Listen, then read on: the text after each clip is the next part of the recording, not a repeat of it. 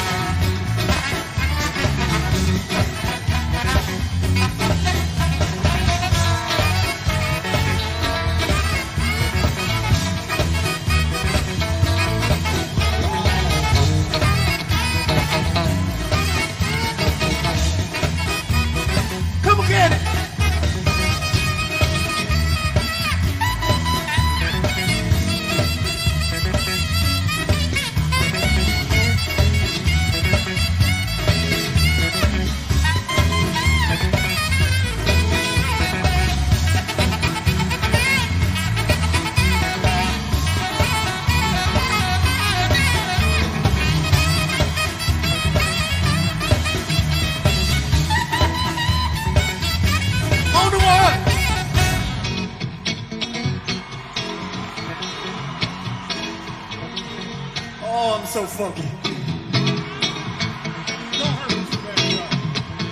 What you talking about? I'm about to knock them out. Come on, bands.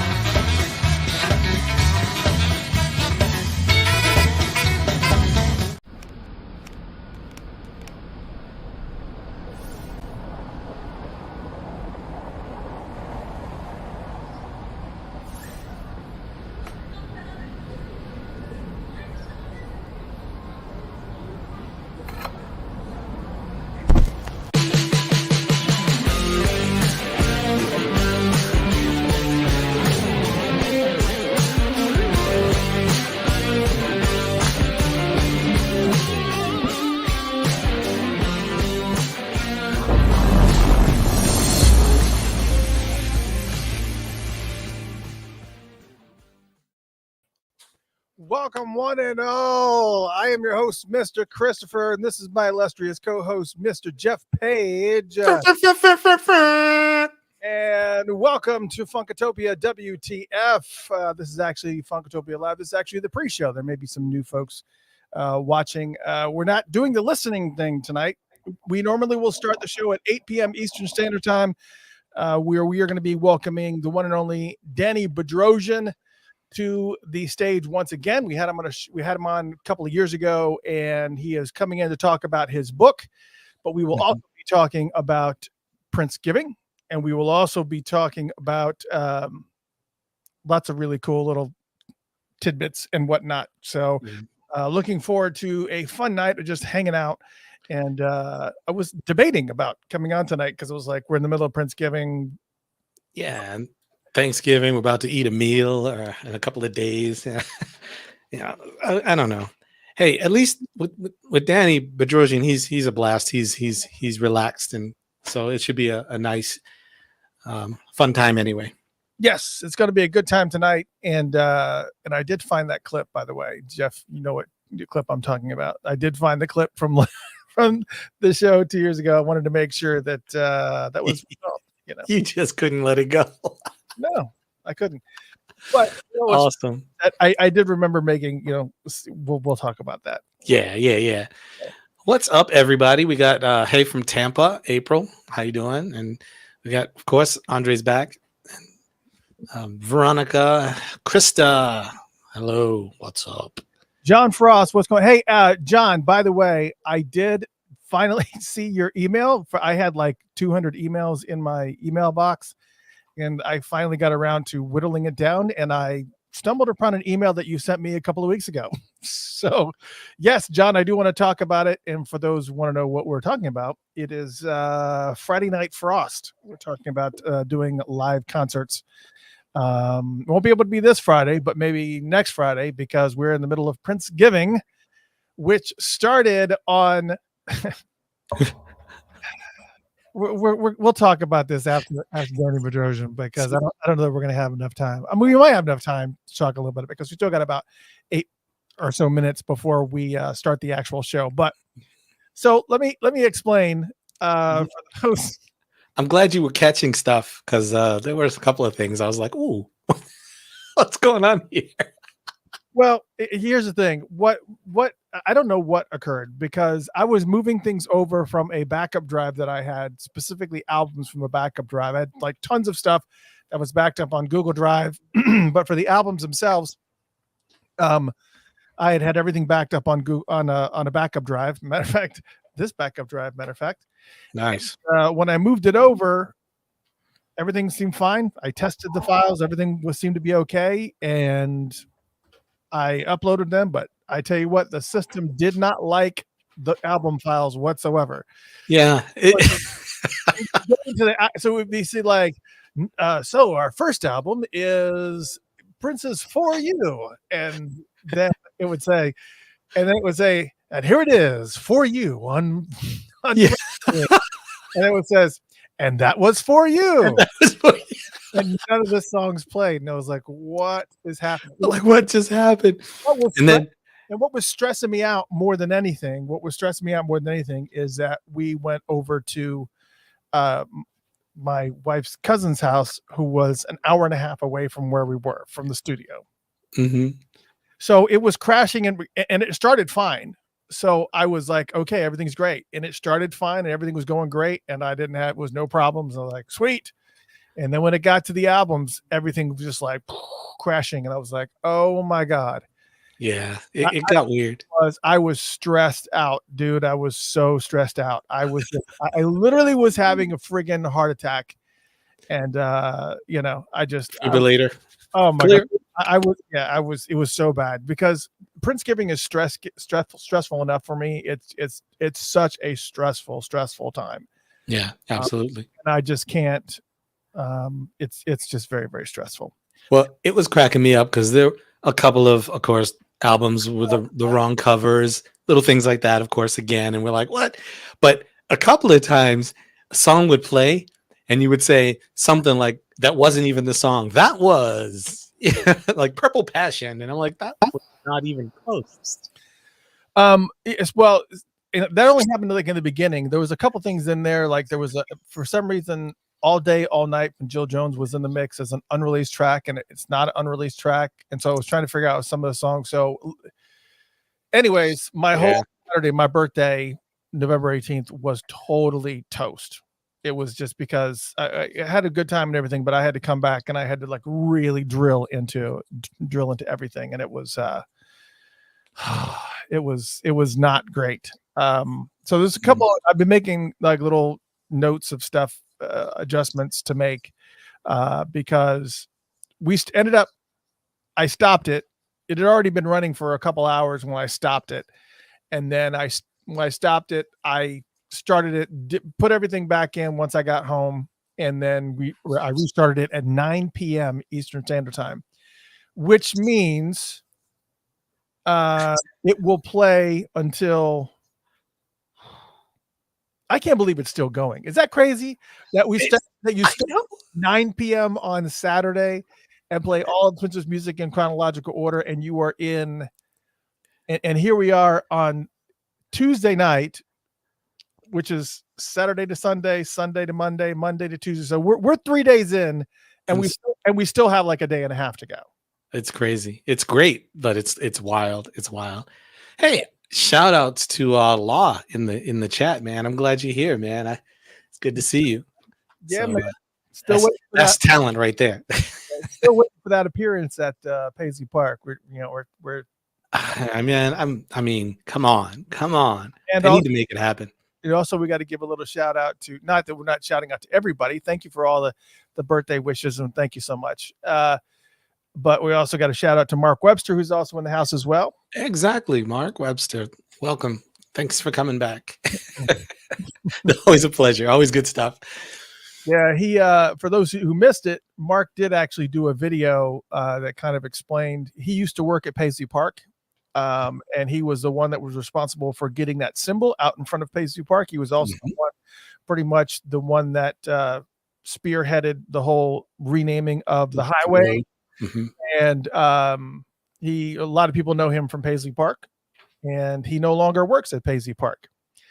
And he did say that if that ever stopped, that he would go online and he would actually tell the story of everything that happened and everything that occurred.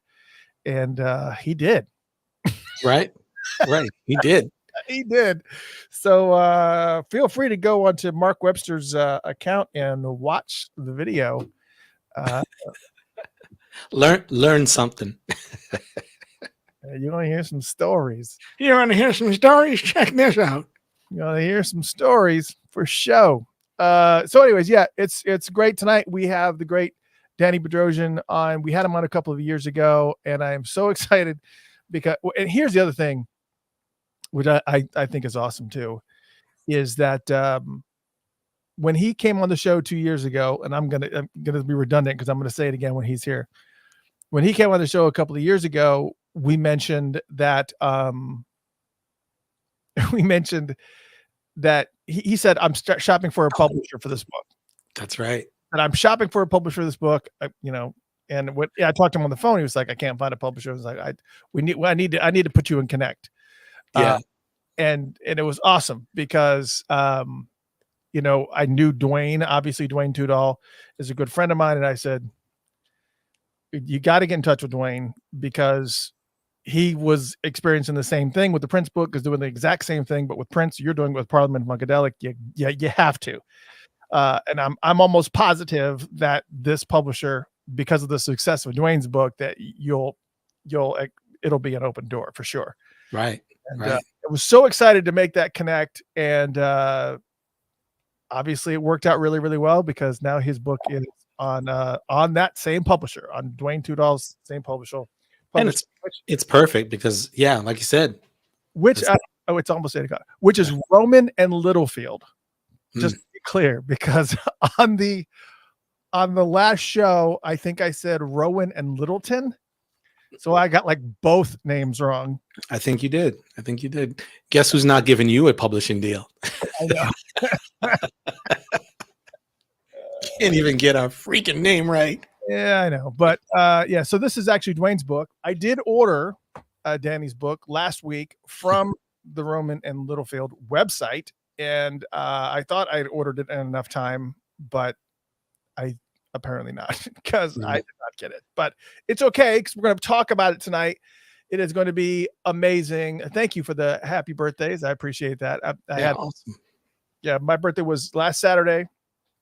I would have been on, but again, and for those who are, going, hey, this normally broadcast on the app.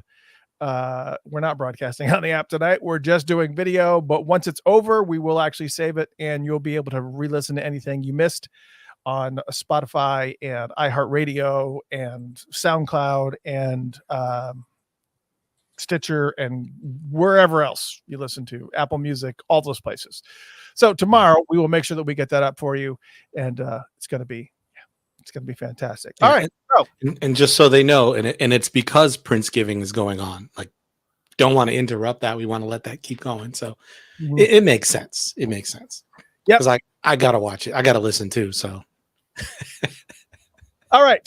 So it is 8 o'clock. So you know how it works. We're gonna go ahead and take ourselves out of the picture, and then give us like 10 seconds, and then we'll start the show since it's 8 p.m. and we're going to get right into it with the great Danny Bedrosian, who is sitting in the green room, and I hope everything is well. I'll have to bring Danny some coffee, see if he wants some. Yeah, absolutely. I am so intrigued by his background because he's like really, really small and little you can't see the details of whatever's going on in his background, but I am very, very excited to see this. But anyways, all right, we're going to minimize ourselves and give us just a second, and we're going to start the show.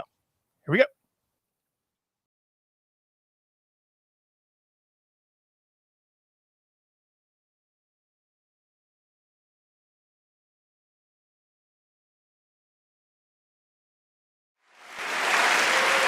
I'm here to testify about Parliament Funkadelic tonight. Funk is a force that tore the roof off the sucker that is modern music. The great George Clinton is the father of this funk mothership, a soulful supergroup that included legends like Bootsy Collins, Bernie Worrell, Eddie Hazel, and all the other brilliant musicians and singers that have signed on for duty. They built Parliament Funkadelic and changed the world. There was something futuristic about Parliament Funkadelic, and that was only fitting since they played a huge role in creating the future of music. Yet for all the outer space and alien imagery, Parliament Funkadelic was an earthy and funky and timely, and I don't know about that. Let me just say something about George, since he's a good friend of mine. One time he sent me a tape and says, you pee on it and then send it back to me, and I'll pee on it and then we'll see what we got. So,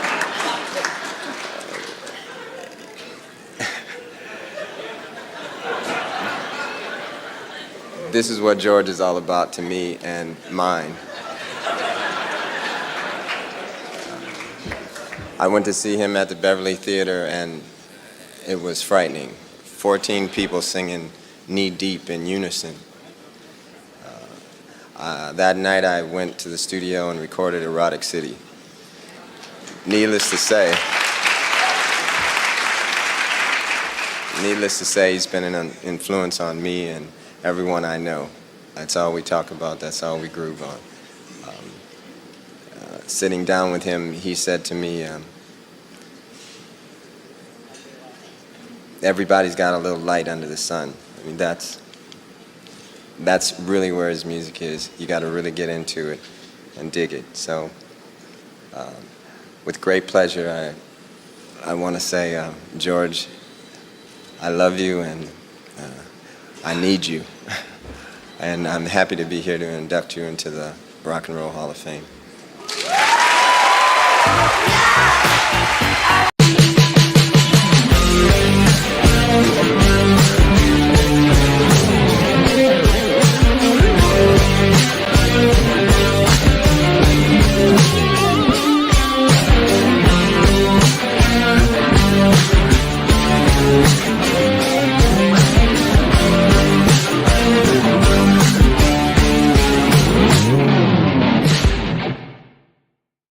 WTF, welcome to Funkatopia, everybody. I am your host, Mr. Christopher. This is my illustrious co-host, Mr. Jeff Page.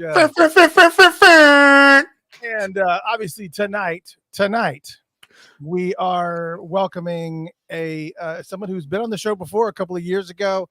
And I am so glad that things are happening the way that they're happening. It's been really, really exciting to kind of see things progress with not only his career, but just with this book also. And it's really, really cool to have him on board. And tonight we're welcoming the great Danny Bedrosian. Sir. I want to have like clap sounds or groove sounds or something in the background for him. I kind of feel like, that's like I have that. I have. All right. I have. That could work. I'm so cool. Yeah, it's more. I got like a bunch of those. We're very low budget. We make our own horns and sounds. Well, let's get right to it, ladies and gentlemen. Would you please welcome to the stage the one and only Danny Bedrosian's in the house. What's up, man? What's up, Christopher? What's up, Jeff? How you guys doing today? Awesome. Man, it is so good to have you. So now your screen's a little bit bigger, and you have those are action figures that are. Yeah. I've got like the Motu wall. Oh my god! Wow. Yeah. It goes quite. Yeah. Oh yeah. It's pretty intense. That's about half of it. When I was little, I was into the Masters of the Universe, and when they came out with this new thing, Origins, they look kind of like the old ones. My wife, Patavian Lewis, who a lot of people know, she's from the P-Funk as well. She was like, "Oh, you gotta get these." I'm like, yeah, and I know my collector spirit. I know what happens when I start collecting, and and so like I kind of played it off like, yeah, and then she bought me one. She bought me this one right here, and I was like, oh man, and It's a then wrap. it's a wrap. And so now you see what you see, and growing every day. So, but it Well, makes a nice decoration for the studio wall too. well, at least they're not like pops. Like pops are, they're okay, but some of them are really sad. It's like, especially the basketball players and the football player ones, they all look exactly alike with maybe a little bit of hair difference. It's like, come on, just try a little bit. Just Yeah, these a are little. unique and different, and a cool way to keep them in good condition is just use them as wall hangings. You know what I mean? For the studio, I don't have it doesn't take up a bunch of space. If you got a wall, you can just put them on there. Because otherwise, if they weren't on the wall, there'd be no room for these anywhere. So Hey, it looks great on the wall. Like yeah, it's a good thank you, look. thank you, Jeff. And I'm glad we have a good a couple of years ago when you were on the show. I think either you just moved out or there was something going on with your internet connection, and we had to do it via phone. And it was like, I'm assuming things are much better now. Well, you can tell things are much better now, but Yes. the real thing was I had moved. It's the same. I'm in the same place. I had moved to a part of town of Tallahassee that had not yet received modern internet. And Hmm. Tallahassee is one of the fastest growing cities in the country, in the fastest growing state in the country, and they are constantly like burrowing into rural areas and claiming them as part of this sprawl of Tallahassee.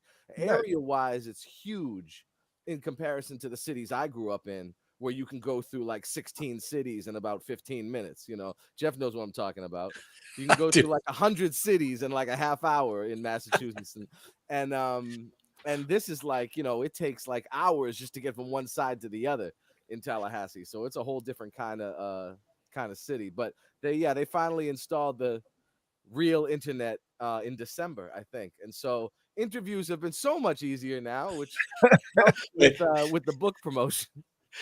Does your internet start with "Welcome, you've got mail"? Right, it doesn't do that anymore. Yeah.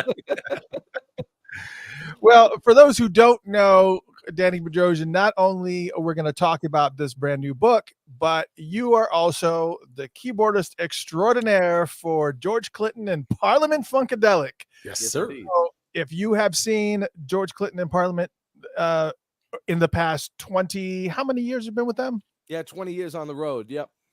Past 20 years, and you have seen Danny on stage taking the helm.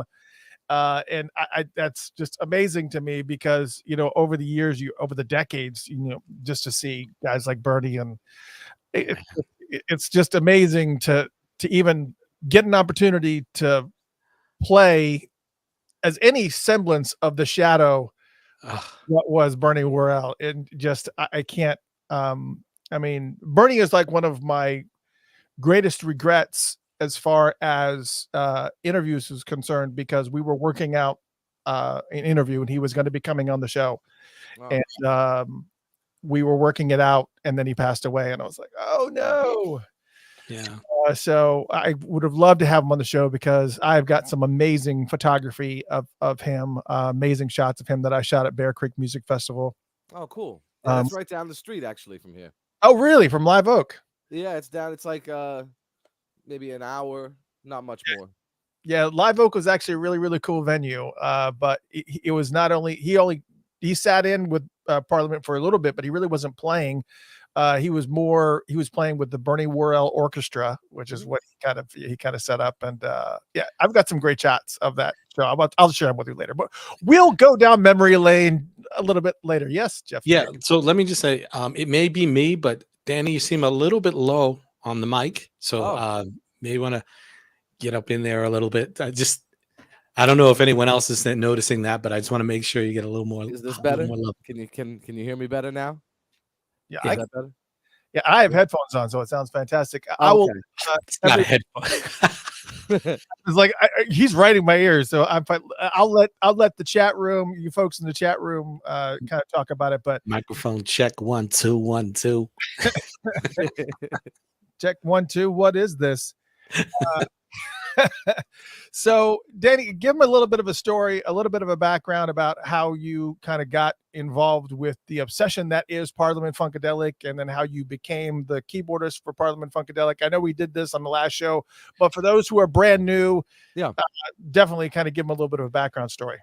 So yeah, I was a classically trained piano player, trained under my parents, who were concert pianists, who graduated magna cum laude from UMass Lowell back when it was called Lowell State, and they formed their own piano school, Bedrosian Piano Studio.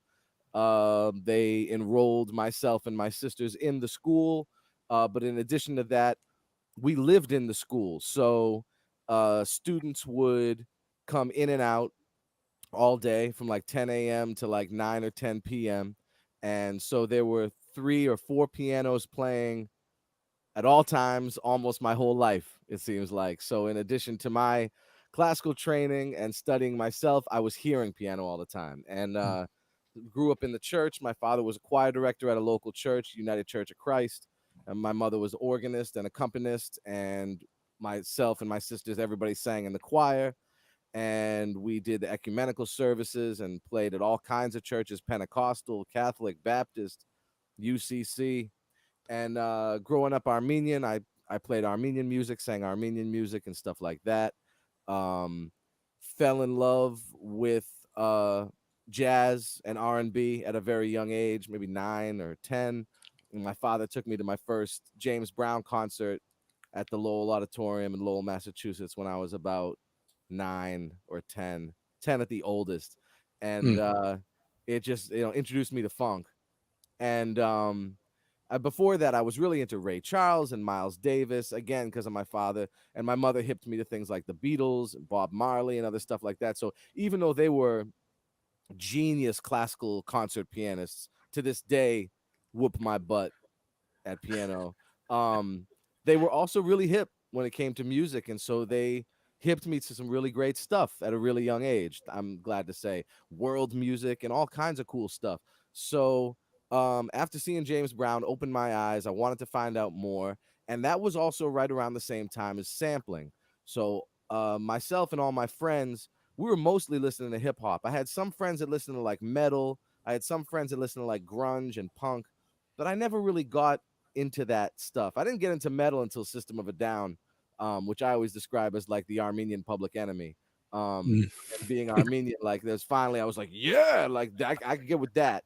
But I knew it wasn't because of the genre per se. It was because of they had injected Armenian music and lyrics into the thing. But before that time, in the late 80s, early 90s, I just wasn't really into it. I liked hip hop because I liked the funk and I liked the backbeat and I liked that kind of stuff.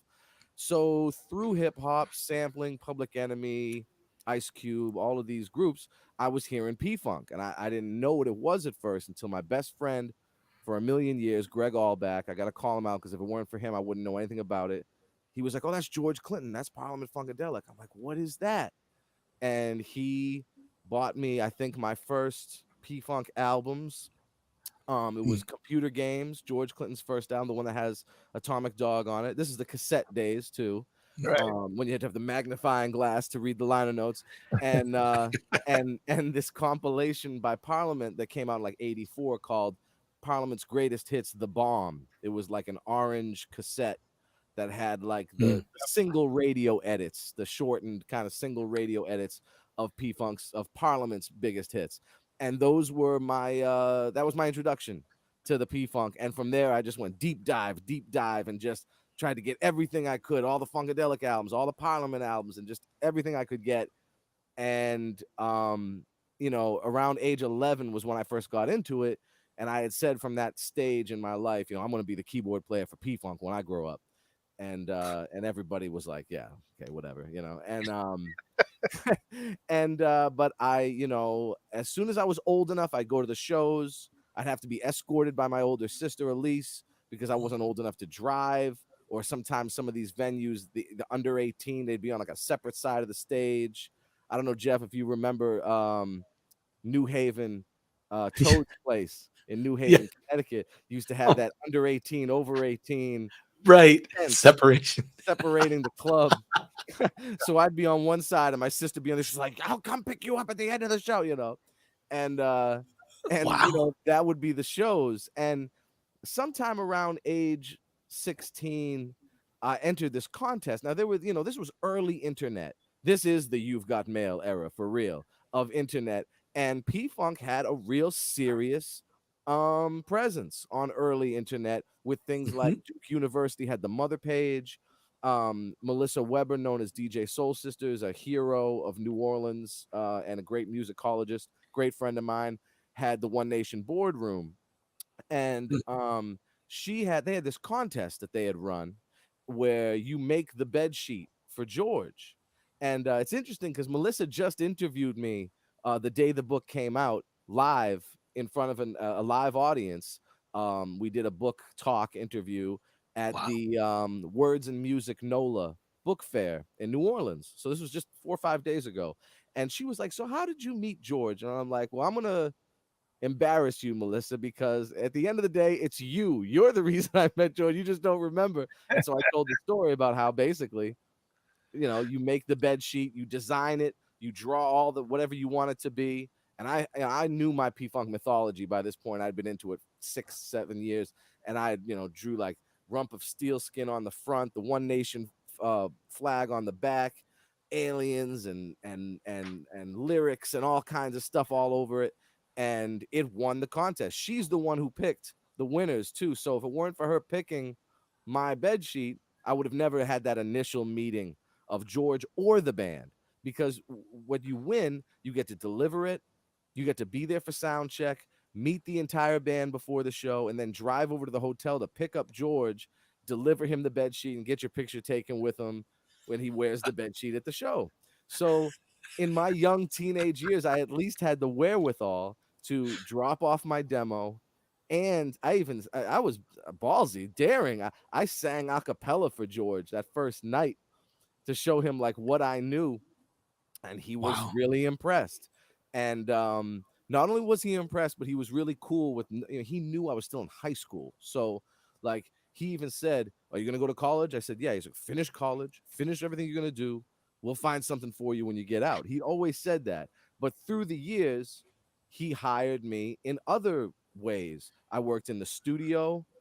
Doing production, songwriting. I played drums. I did drum programming. I did Mm. backup vocals. I played keys, percussion, and then worked as a keyboard technician at any of the shows that when they come around to the Northeast. So anywhere from New York to Maine, I'd be there providing keyboard know-how, troubleshooting, taking things apart, putting things together, and working as the tech for Bernie Worrell, Jerome Rogers, and Joel Razor Sharp Johnson, who were the three keyboard players at the time.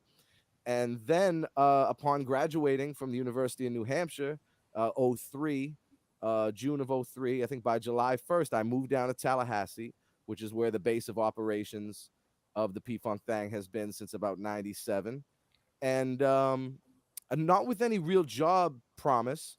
I wasn't, like there was not like he just said, we'll get you something. We'll figure something, But you don't really know. You're just gonna kind of, it was Right. like a wing and a prayer. Right. And I moved down there, drove down to this terrible little crusty roach motel turned into an apartment complex on the west side, one room type of place, and just started working in the studio as much as I could. And a job opening came up, and I had my first official day. They already knew that I could play, and so I had my first official keyboard gig, on the payroll, or whatever, as one of the keyboard players in September of 2003. So that's 20 years and a couple months ago, and the rest is history, as they say. Wow, that is fantastic. I mean, I can only imagine. I gotta ask, when the first time that you met George Clinton, what what was it like? Were you starstruck? Were you kind of in that mode? I mean, Well, we were both very different people then. It's really weird to think Ugh. about because it's so long ago. I mean, I'm 42 now, and it's so long ago, and our relationship has grown and evolved in so many different ways since then that it's just weird to think like he was in his 50s So he was less than 10 years older than I am now. And I was like 16. So like just saying that right there blows my mind. Wow. Also the his longevity being what it is. He actually, like, I looked at those pictures the other day. He looks younger now than he did then. And like that's like he's like was it Benjamin Button? Like he's getting like younger. Like I don't know what's happening, like and this is all just like living, like he's just through life, and life lessons and things. But yeah, I saw the picture just the other day of when we got the bed sheet, and it's like best day of my life. I'm just teenager, so happy. I got almost as much facial hair as I do now. Because I was shaven by about 7th grade, so I don't look too different. But no, it's not true. I looked a lot different. I was a lot younger and green and very just so excited. And he didn't say a ton the first time we met, but I was at least daring enough to be like singing for him. And every time they'd come into town, he'd have me come on the bus and we would sing he knew I loved the Parliaments, the old stuff from the 50s and 60s.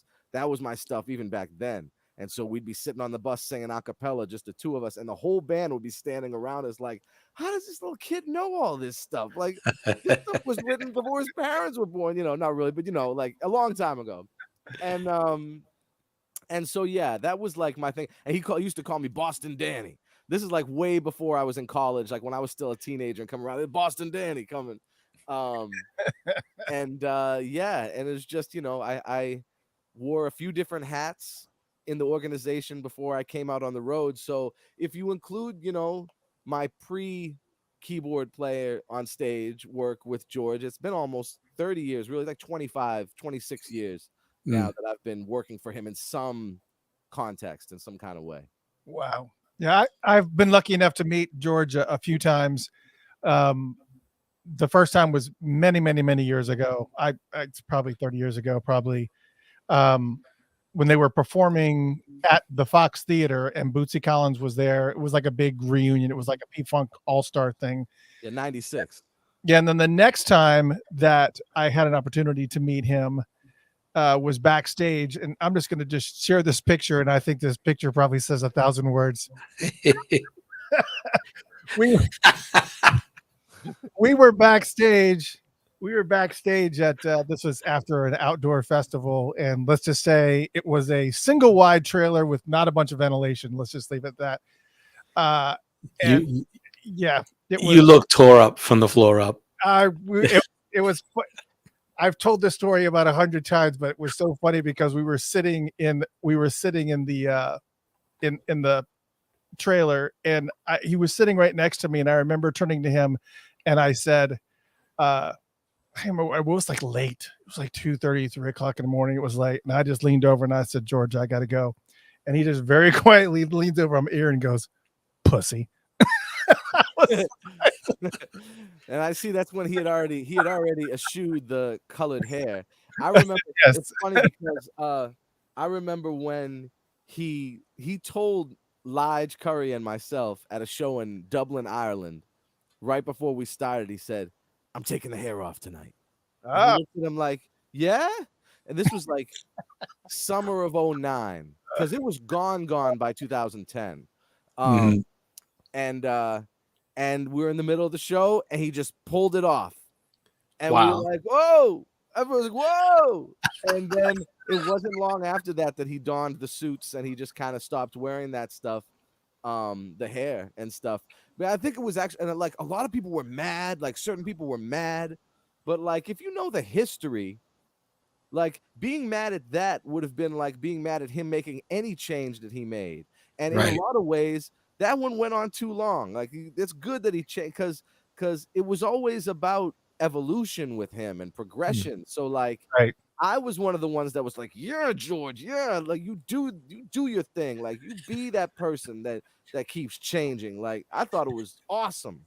There were a couple of people that were like, no, no. And then, for like a few years, people were like, I want my money back. George didn't even come. I'm like, well, the hair isn't the man. You know that, right? Like the hair is not the man.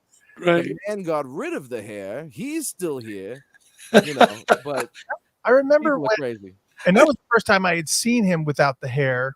Was that night of the show? That show. That had to be like 2010, probably. Yeah, and that was, and was it Boogie? I can't remember who it was that showed up with. He wore the hair, so somebody else came out with the hair, and everybody was saying George, George, George, and George just walked on by with a hat. It was like that's George. Right. I just see you in the background. You can do it.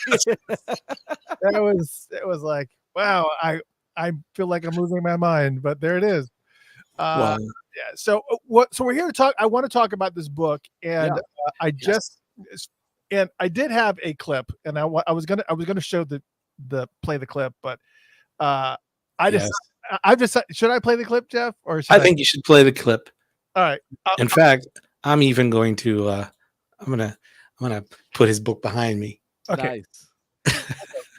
All right, I'll play this is from 2000, and I actually edited it down so it's only like a minute and 15 seconds long or something like that. But here it is. What book are you writing? So I'm writing the authorized P-Funk Song Personnel Encyclopedia, 1955 to 2021. It's 610 pages. I'm just shopping publishers right now. Spent much of the pandemic working on it, but this is something I've been doing for like 18 years, just more than 18 years, since I was in high school, really, like writing down who sang on what, who played on what. And that's literally what the book is. Other than the introduction, forward, the information on, there's a section on process, there's a section on what's omitted, what's kept in. But the main part of the book, basically chronologically by group, every song that canonically be considered canonically P-Funk. Well, let's touch base after we get offline, because I'm pretty sure we have strong connections for that, because a good friend of ours is Dwayne Tudall, who's done 2 of the volumes for the Prince books, that did the Sign of the Times Era Studio Sessions and the Purple Rain Era Studio Sessions, which is pretty much the same exact approach that you just explained, but obviously talking about with Prince, who played on what, who did what was going on that day, what was omitted, what was kept, and all those different types of things. So the publisher that he works with obviously is very, very near and dear to that type of subject matter. So yeah, you and I will touch base after this is over, and we'll see if we can kind of connect some things. And fantastic. And right before you guys played that, Dwayne Tudall just sent me a text like, I'm enjoying the show right now. He just hit me up. Yeah, he sent me a text too. He says, when it's appropriate, please tell Daniel I said hello. He's a great I'm really excited. Yeah. It's awesome. No, Dwayne's the best. I have to. And I give credit where credit is due. I made sure that that the special thanks had, because the book was done-ish when I was shopping it around, but I made a special addendum to the special thanks for the 2 of you fine gentlemen. I wanted to say that. I really appreciated that. No, I appreciate you guys and Mr. Tudall.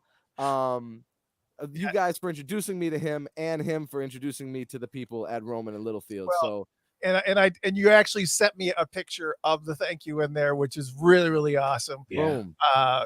For those who may be listening on audio later, it says, to Mr. Christopher Horton and Jeff Page from Funkatopia for introducing me to the great author Dwayne Tudall, and thank you to Dwayne Tudall for introducing me to my publishers at Roman and Littlefield. And let me just say, it's an honor to be called out in your book, and more so than anything is that I knew when you told me how this book was going to be laid out, as far as what you were doing. I said, that's exactly what Dwayne is doing with Prince.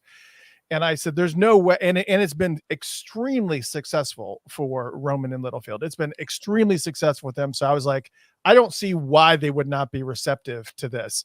And so I am so glad that we were able to make that connection for you and to get you published, because it is, I'm excited to get it. I did order it. I didn't get it yet. I'm like, but I am looking forward to reading it.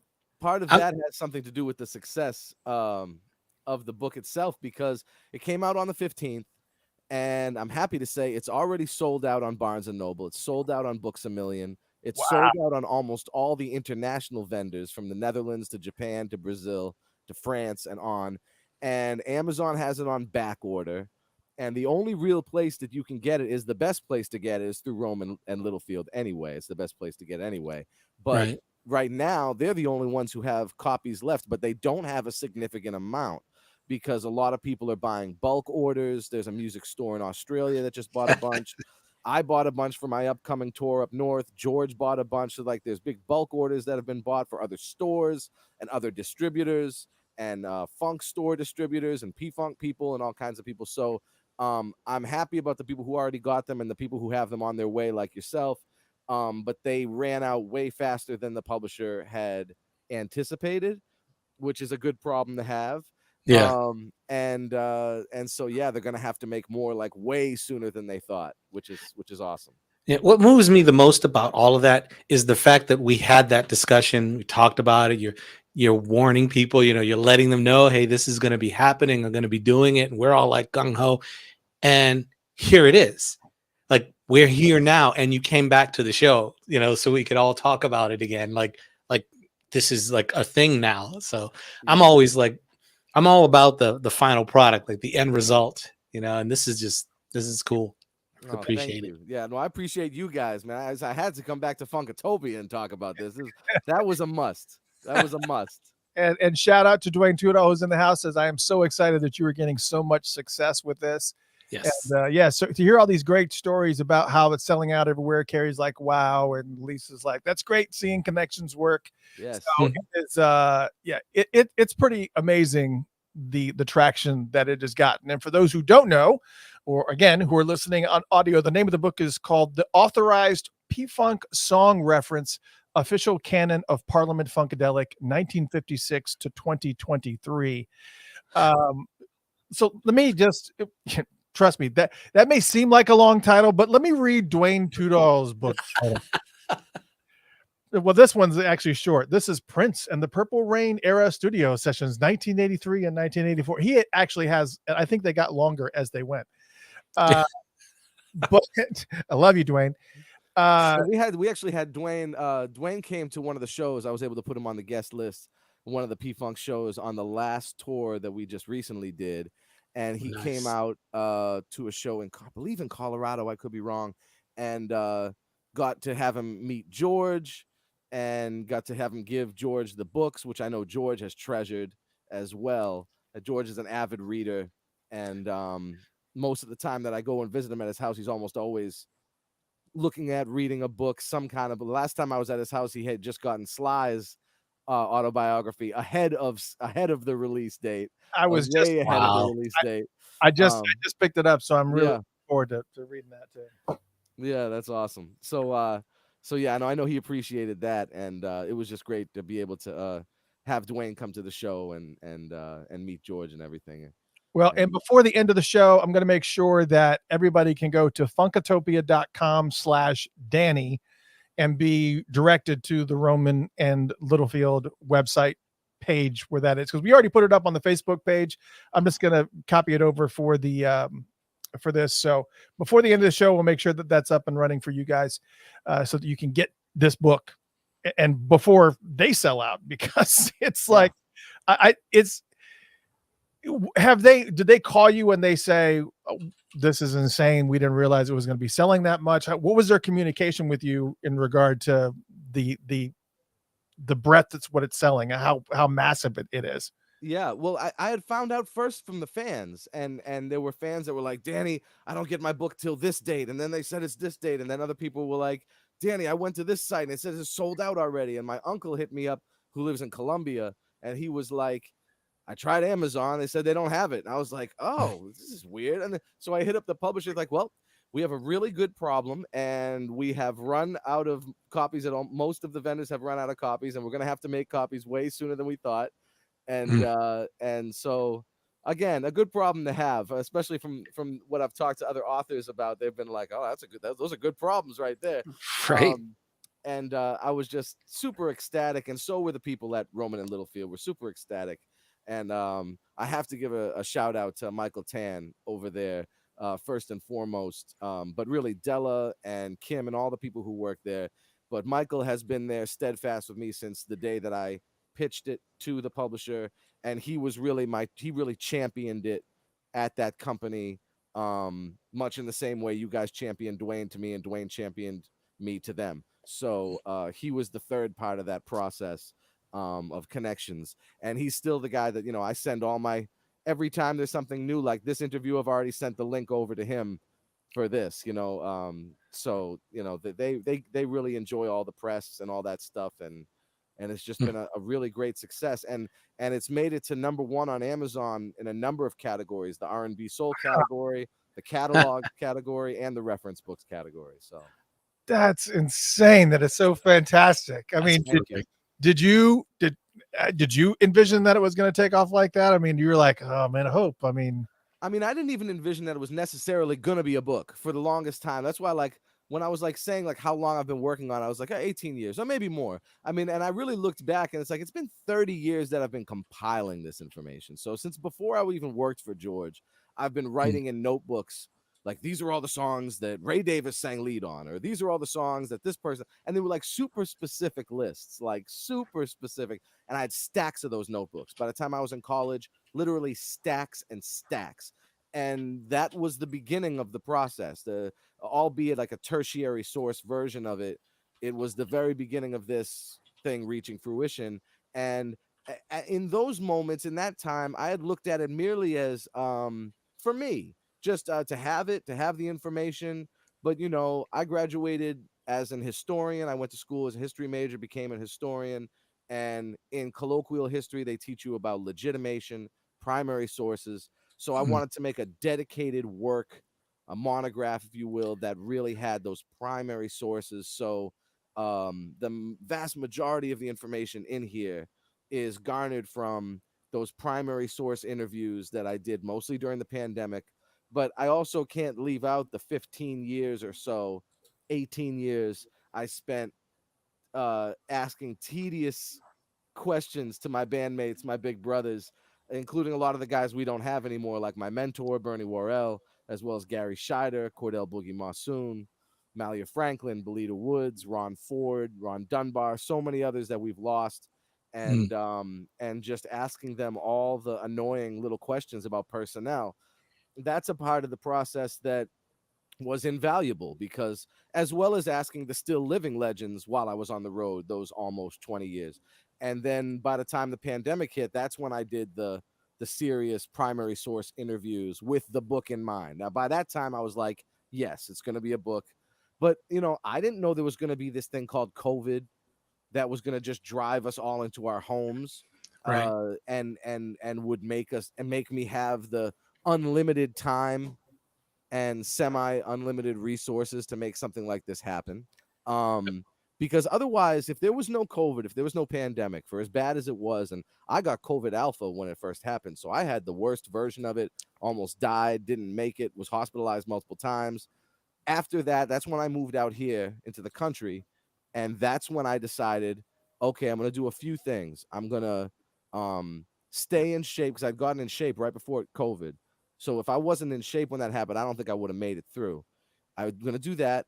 As a classical pianist, I keep up my regimen every day. I'm going to go and learn all the pieces that I've always listened to ever since I was a kid. Like, I'll never be able to learn that. I'll never be able to learn that. It's just too hard. And go and that's speaking as someone who's been playing since they were 3, like that's just too difficult. I'm going to learn all that stuff because now I have the time, like that episode of the Twilight Zone. There's time now. And the third thing is I'm going to dedicate 7 to 9 hours a day to typing this thing up and getting the primary source interviews in place. In addition to all the information I've garnered over the years, I'm going to get these interviews. And I did I had 70 people in mind. 66 of them took an interview. So almost all of them took the interview. And it contains about 130 interviews total of those, because a lot of people did more than one. George did several, like 5 or 6. and George did just hours and hours and hours of interviews. So it was really, we got it right there. Some of the people right there. Because I wanted to make sure that I put this up, for visuals, as far as you indicated how many times you had interviewed George. Yeah. And everybody that's in here. I mean, Gary Cooper, Linda Scheider. I mean, there's just so many people. Clip is in here. All these people. Greg Boyer's in here. And then on top of that, it's a total of 67 hours of interviews that you've done in order to kind of, I guess, solidify some of the content that you had in these books. We do about 67 hours of interviews in a month, but this, this very, very specific to a topic. Yeah, and these were very specific interviews. They're not the kind of interviews you'd want to listen to on a podcast either. Right. Like, okay. The next song is all right. This song. All right, who played bass? All right, is that you? All right, who's this? Is that you? Like, people were like, "Did you record them?" I was like, "You wouldn't want to hear them. They would not." They're basically like, and every time somebody would stop and like tell a story, I'd be like, "Yeah, that's good. It's a good story. It's not going to be in the book." I'm like trying to explain, like and it was even more cold and kind of calculated before I just had the wherewithal to. We had a meeting with the publishers, and they were like, "Well, maybe we can do little song descriptions." And I was like, well, there's too many songs to do a song. How about we do song descriptions of everything that's charted? So everything that's charted as a single has a description. So if it made it as a single, it's got a paragraph or two written about it. Right. And then every act, because these are broken up by act, every act has a description. So Funkadelic is this. They're described as this. This is what they were. This is how they were. The Brides of Funkenstein. This is what it is, like, little pieces about each band. But before that, it was just gigantic list, and really the other interesting thing is, in addition to all the years of me asking questions on the road before these interviews, as well as all the secondary and tertiary source information I'd collected over the years, it also doesn't include the hours and hours and hours of sitting with George and other guys, but especially George, because, we live in the same city. We travel together a lot. We're at each other's houses a lot, family parties and things. And he'd just be sitting there looking at me like this, and I'm just kind of looking back like, and then he just go, "Did you include Harriet Roberts, Only the Lonely, 1987, Virgin Records or whatever?" It'd be like, no, what is that? I don't know what that is. Like, so there was like rabbit hole after rabbit hole. And I've described it as like the 2 degrees of P-Funk. They say like like 6 degrees of Kevin separation. Bacon. Yeah. So it's like 2 degrees of separation for P-Funk. Like, it doesn't matter what you're connecting it to. It doesn't take more. In many cases, 1 degree, but in overarching way, 2 degrees to get back to P-Funk in some way, shape, or form. So, I mean, you talk about genres, not just something like Parliament where they genre bend and play every genre, but there are acts on here that are like techno groups, hip hop groups, metal groups, world music, pop music, R&B, gospel, doo-wop, and like not just within the P-Funk framework, like groups that are actually from those genres, but they make it into the book because George or a band member was involved in the project, or Bootsy's on there, or Bernie's on there, or it has some involvement from a band member or a couple band members. There are cases where I had to make cutoff points because it was just like, this book is never going to end. I'm never going to be done. I'm never going to be done writing this book. This is just going to go on forever, And so I started cutting off, like with my own discography, for instance, because I was like, I left stuff off of my own. And just because I produced a bunch of acts over the years, I stayed super busy. And I produced some 35 albums that aren't under my name, just other artists, other bands. And I ended up only picking the songs from those that feature me and at least one other P-Funk member, just so I can be objective enough where it's not like I'm not playing favorites with anybody, much in the same way Eric McFadden, a great guitar player, mandolin player from the P-Funk, has a huge discography. And like at a certain point, when you go down that rabbit hole, it goes so far into its own thing that eventually it becomes its own thing. And so you have to find like a cutoff point with some of this stuff. like I said, myself included. So there is stuff that is quote unquote left out, but for most part, it's every kind of side group, spin-off project, solo project, as well as obviously the core albums and the core stuff. As long as it was released, not including bootlegs, official releases, it's pretty much in there. Now, I've talked to a couple musicologist friends that pointed out 3 albums that I missed, but they're so obscure that 2 of them I never heard of before, and I've got thousands of P-Funk albums. Like right next to where I'm talking to you guys, there's a series of cabinets. Thousands of P-Funk albums are in those cabinets. Okay, so 2 of those 3 I'd never even heard of, and they were pseudonymic, which means they were under a name of someone, like a fake name that nobody had heard. The other one, I was like, oh yeah, okay, yeah, I forgot that one, but it still wasn't very big. So those are gonna go in the second edition. There's already yeah, there will be a second edition eventually. There's the announcement. Because I know that like Dwayne, same thing would happen to Dwayne, where he would have the expanded edition of this. Yeah, where it's you have the basic elements of and that's what's really even more staggering about the book that you've done, is because this was his first one, which started out with just covering 1983 and 1984. But you're talking about artists as prolific as Prince is putting out stuff. I mean, like a dozen songs a day. It doesn't make sense.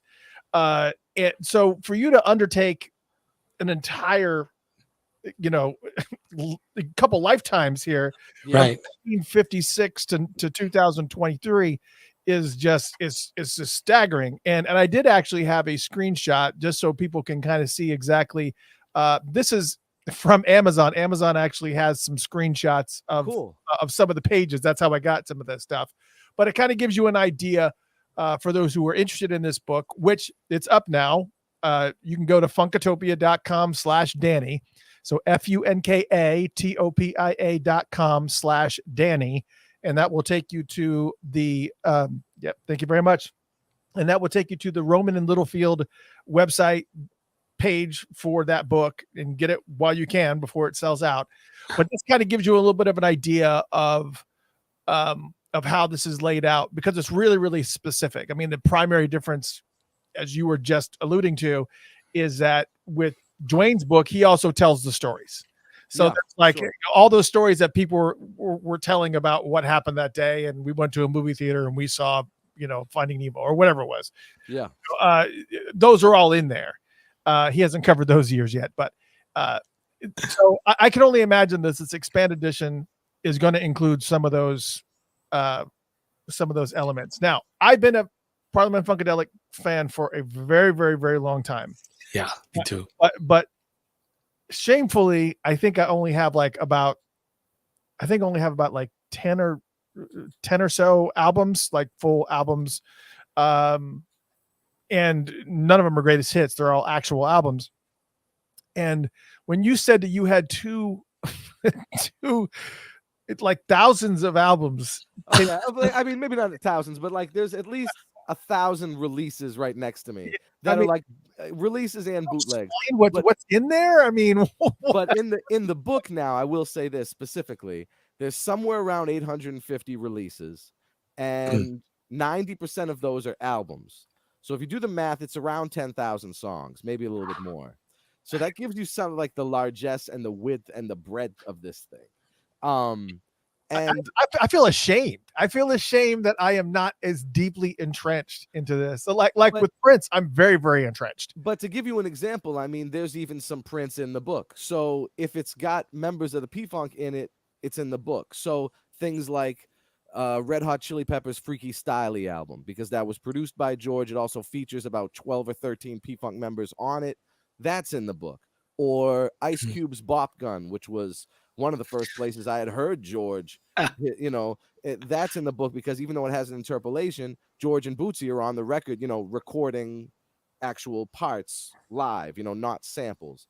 I had to leave samples out in general unless P-Funk members were on the track specifically, because that was meritable of its own book. But then also another thing I want to throw out there too is that the I had written this originally on a very kind of unorthodox writing program, Google Docs, which, you know, most people use Word or they use Microsoft Works or whatever. And the way that it doesn't really give an accurate page count. So I had initially, when I was done, I was like, okay, it's 810 pages. So I was talking to one of the typesetter people at the publisher, and I was like, yeah, I know it's 810 pages. He said, 810 pages? Yeah, right. Maybe on Google Docs. Try 1,400, bro. 1,400 pages. So my original manuscript was 1,400 pages. Now, they didn't take anything out. What they did was, as you can see on the pictures that you guys have held up, especially the one on the left there, they've columnized it. And because of that columnizing style, they were able to obviously get double the information onto a page, essentially. And, you know, the book is you know, big enough that they're able to get fewer pages than what my original manuscript was. So the original manuscript was something like 1,320, almost 1,400 pages, something like that. But I thought it was 810 because the program I was using. Even still, even if it was 810, that's a lot. But yeah, it includes everything that can be considered part of the canon. So it's really canonizing the collective's body of work in terms of all spin-off projects. And I think that, like, the Prince stuff, because I know this is like a Prince-centric audience, the Prince stuff that's on there is a Week in Funk, I think, from Graffiti Bridge. Yeah. Which is, you know, George's contribution to the Graffiti Bridge soundtrack. And then if you go onto George's discography, you can find the songs that were obviously under Paisley Park, that and find out what songs Prince played on for George. Everything from, like, the Big Pump and If True Love from the Hey Man Smell My Finger album, but all the way up to more recent non-Paisley Park releases like Paradigm, which came out in 2005 on How Late Do You Have to Be Before You're Absent. Which, by the way, I remember hearing the first time I went down to Monticello, Florida to record with George as a teenager still. I went down there and Paradigm was one of the songs they were mixing. And I was just like, oh my God, like I couldn't believe this music and like the vocal arrangements. And between that and this other song, Never Ending Love, which was still to this day one of my favorites, I was like, wow, the best P-Funk hasn't even come out yet, you know. And this was like back in 2000. I was just, my mind was blown. So all that stuff is in the book. So there's a lot of really cool related stuff to other camps, but if it has a P-Funk connection, it's in the book. Yeah, and I know Prince. He was on Prince's. He was on the Paisley Park label, so yes. I'm assuming that those albums are all in there. Yeah, Cinderella. Yeah, they both peed on a lot of those records. Yes, exactly. Yeah, Cinderella Theory in '89 or '90, and then Hey Man Smell My Finger, which was in '93. And Dwayne just said, Dwayne, is this from? Maybe Danny, you can tell it. Dwayne actually sent me this. I guess it's. Is this from your book or is this? Yes. Yep, okay. That's from the book. Okay, yeah. So it actually does have, you know, a lot of Prince stuff in there from when they were working together. But I mean, I'm just the blessings. That's all I can say, man. It's just the people like you and Dwayne Tudall as well. I mean, just to meticulously go through all that, to gather all that information, the amount of work it takes, you know, that in itself. I mean, that's just, I don't even know what to say. That's just amazing. Thank you. Wow. We need people like you all the time forever. It's just staggering. Now, when you were on the show earlier, a couple of years ago, you had mentioned that you said, "Oh, it will cover 1955 until 2021," and then when the book came out, it was 1956. And so I guess we lost a year there. So was there something that was erroneous in the information? I'm assuming this is a picture of the original Parliaments. Yes. So, well, okay. So here's an interesting part about that. The band starts in 55, but there was no official recordings until 56. And the first two recordings, which are the first two entries in the book, are in 1956. And even by that time, the original band had lost one member. So Herbie Jenkins, who is the second from the right, he is absent from the very first recordings, already replaced by someone else. So Look at So George. even, I know, on the far left, even at the very original period, you've got, you know, personnel shakeups, if you will. So even by the very first recordings, there were already shakeups in the personnel. And, you know, the 5 parliaments that we think of as the original parliaments, Grady Thomas, Calvin Simon, Ray Davis, Fuzzy Haskins, and George, they don't actually solidify as a group until about 61, maybe 62. So there's a whole period, 8 years or so, where the parliaments are changing, the lineup is changing, and they're putting out acetates. The first 2 acetates are completely a cappella doo-wop stuff. And then they put out a couple in 57, and then they put out a couple in 58, and a couple in 59, and then there's a bunch of unreleased stuff in 60, and then they kind of come back around in Detroit with the Northern Soul stuff after that. So it goes in depth, especially in that early period. And boy, oh boy, George Clinton's memory, unbelievably impeccable memory on this man. He remembers people, arrangers who did 1 session for him, or musicians who played 1 session for him. He only forgot a name like once or twice, and he remembered it the next day and be like, oh, the last name was this. I forgot. Like, he's so good. And I mean, I'm talking about thousands of sessions this guy is recalling to me. And he, you know, I would just go over to the house again. We live right down on the same street. So I drive down the street. He's out there painting for 18 hours a day anyway. So we'd be outside. I go out there. All right, George, we're doing the 50s today. And then the next, okay, we're doing 60s for the next few days, you know? And he would recall, his recall was so incredible. And he kind of gave me like a slight cutoff at around 78, around One Nation, Motor Booty Affair era. He was like, okay, for the most part, you're going to need to rely on other people. I'll still be able to tell you who did things here and there, but I'm not going to be able to give you like full on information. I need you to refer to this person, this person, this person, and so on and so forth. And I still referred to other people during that earlier period as well, just to get unanimity and consensus. But speaking of which, the unanimity among the 66 or so subjects that I interviewed was so good that there was only like 6 instances where people disagreed. Out of all those thousands of songs, it was like 6 times where people disagreed on like something, and it was always drums. Isn't that interesting? It was the Funkadelic versus the Placebo Syndrome album was one of the most fought over album about drummers. And that album only has 6 songs, but it is the first big one of the first big platinum albums. And yeah. For those who don't know what we're watching Funkadelic's Cosmic Slop video, which is now, 50 years later. Oh my gosh, this is insane.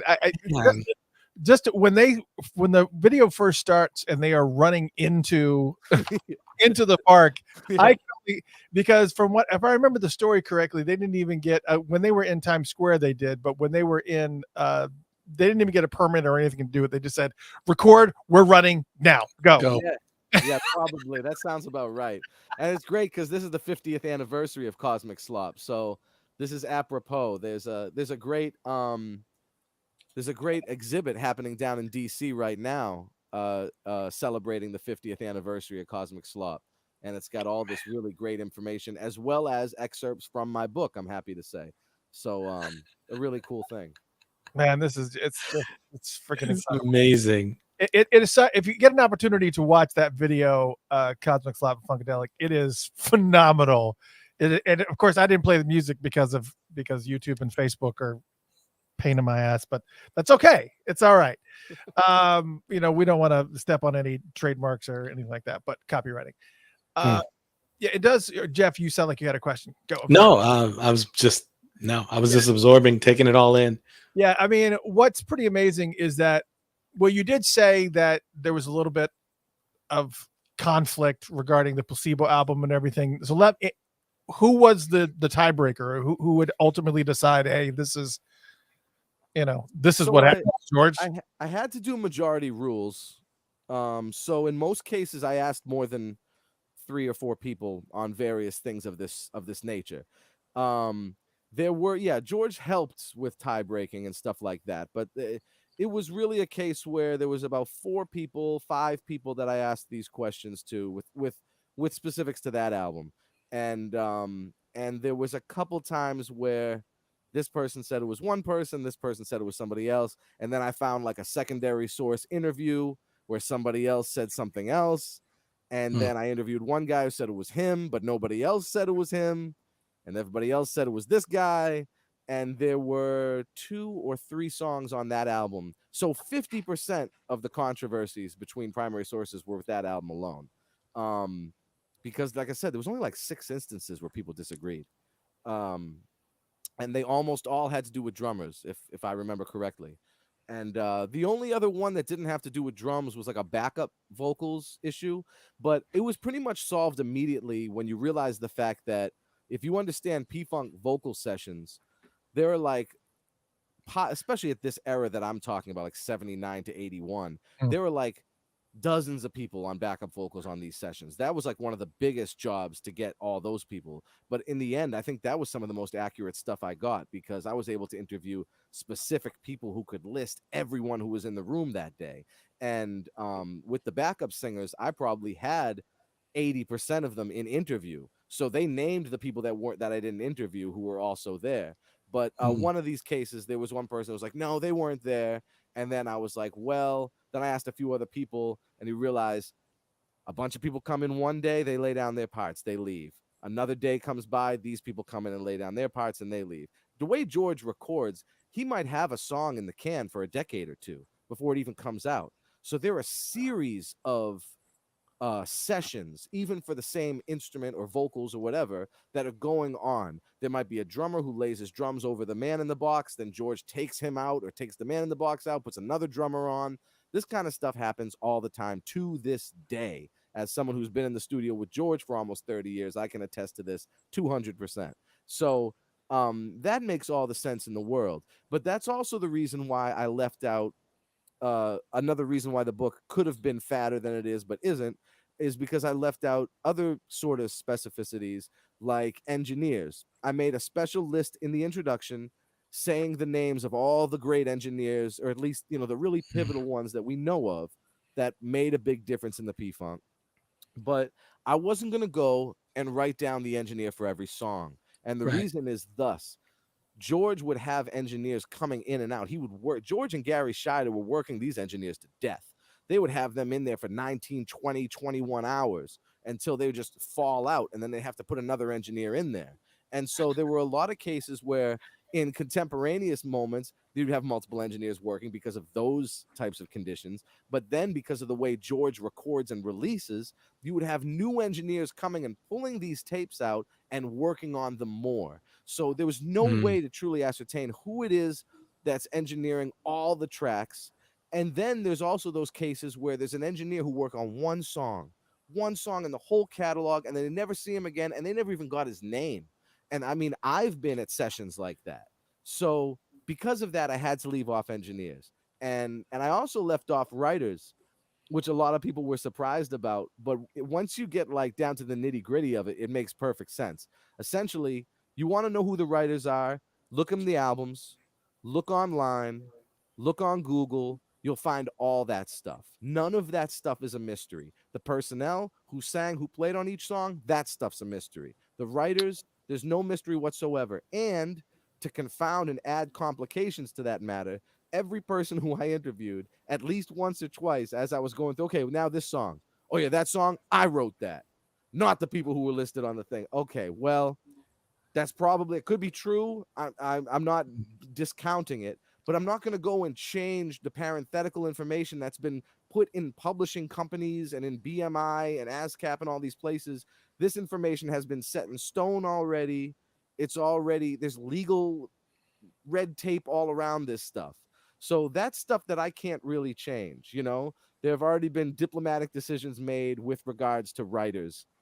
That's done. However, there are tons of people that have been uncredited in personnel that can be made, that can be remedied. There are people who are not listed on albums that they appeared on. There are people that are listed on albums they didn't appear on. And so that stuff can all be fixed and changed. But when it comes to writers, you can find that information as easily as I can. Anybody can find it anywhere. And it's just, it was just too much wrangling to fix that info. Yeah, no, that makes total sense. It's like, this is public information. The public information, that doesn't need to be in the book. You can get that anywhere. Yeah. So yeah, that's That's a smart way to do it. It allows you to weed it down a little bit. Yeah. So And then yeah. hand clappers too. I had to leave the hand clappers Yeah. off because Aw, that was like, come on. you've got like But I was in there. I got one clapping. yeah, you've got like 18 people on backup vocals. So imagine how many hand clappers there are on some of these sessions. Some of these sessions got like 40 hand clappers. So, and what makes it more difficult is like the way George and Gary and Bernie and them worked. They'd be pulling people off the street sometimes. Like, oh, it's Vanessa. I don't know her last name. Like, okay, so and even though some people had really good memories about like their hand claps, like, oh yeah, I remember I did hand clap sessions on this and this and this. I'm like, yeah, be that as it may, I just don't know if I can involve, like, I know it's not going to be accurate enough for me to, I'm trying to keep the accuracy level up to a premium here. So for the most part, unless the hand claps made it a P-Funk track, like unless the hand claps were what made it P-Funk, I left those off for the most part too. We needed more cowbell. That's what we needed. There are some cowbell credits in there though. I will throw that in there. So if before we let you go, I do have this question because I do want to ask you this. If I know we're promoting this book, but on the same note, when the expanded edition comes out, what are the things that you're anticipating adding in that you were like, like what are the main things that you would add in because it's probably driving you crazy right now that it's not in there? Yeah. Mhm. Okay. Well, so there was a couple of things that were just left out by accident. So like one of them, If You Got Funk, You Got Style from the Hardcore Jollies album, Gary Mudbone Cooper on tambourine. I left that out. And so that was one I was like, oh, I forgot Mudbone on that. And then, they're seemingly little things, but like also things that I've found out since then. Like one person had hit me to this guy, Gasper Lawal, this Nigerian percussionist, who supposedly played on Music for Your Mother from the first Funkadelic album. He played percussion. Now, myself and Gabe Gonzalez are two big musicologists when it comes to this thing. We're both people who have been in the band. Neither one of us had heard of this. And we would just look at each other like, have you heard of this? He's like, no. I was like, wow. And like, we both found out at the same time, like 3 days ago. So like, there are little things that are constantly, that's why I describe in the introduction, P-Funk is like an organic, living, breathing thing. There were those 3 albums I mentioned to you. And I can actually tell you what they are. They're a J.S. Theracon album. And for those who don't know, J.S. Theracon is the pseudonym for Junie Morrison, the great Junie Morrison, who influenced so many people. Oh yeah. And it was an album he did under his pseudonym. And Shake Like T-Mofo is what it's called. The General Kane album, Girls. It's probably the most famous one that I've left off, but it's still not super well known, from the 80s. And the third one is one that I had never heard of, but was hipped to me by Mr. Gabe Gonzalez, called Sir Stanley. And it is another pseudonymic album that Calvin Simon, one of the original Parliaments, had put out sometime in the early 70s, but I think he was under contract, so he couldn't use his name. I've never seen this thing. I've never heard it. I don't know where it is, but apparently it is an actual release. And there's just a couple other like really minor things. What was it called? That album that you were just mentioned? Sir Stanley. That's the name of the artist, quote unquote, but it's Calvin Simon from the Parliaments, but it was his like first solo album, if you will, but it was under a complete pseudonymic name. So and there's just a couple little things here and there where I'd forget, like I left one name off, or maybe they were listed on the wrong thing, but like all in all, I think I found 11 things that I need to add in. So it's not super duper crazy, but what's going to make it more expanded is the fact that when the book was finished, like the publication date and when it was kind of like, all right, we're turning it in, barring edits from within the meat of the book, I had to make a cutoff point chronologically with parameters to the last chapter. So the last chapter is 2022 to 2023. Well, before the live part, as far as chronology goes. And that chapter is not super long. It's got like 7 or 8 entries in it because, again, it comes out in 2023. So there's only so much stuff that has come out since last year, right? However, a bunch of stuff came out while I was finishing this book. And there were people that were just like, you didn't put my album in? I'm like, dude, I have albums that have come out that aren't even in this book since then. So if my album that came out this year isn't in the book, don't feel bad that your album is in the book. Because like if it came out after April or May, it's not in the book because that was like the sort of cutoff date for the publication date or whatever it was. And so there are tons of things that have come out since then, and there's tons more things coming out like right now and going into 2024. So the final chapter will probably be like the biggest part of what that all is. And then, any other possible discoveries that are made.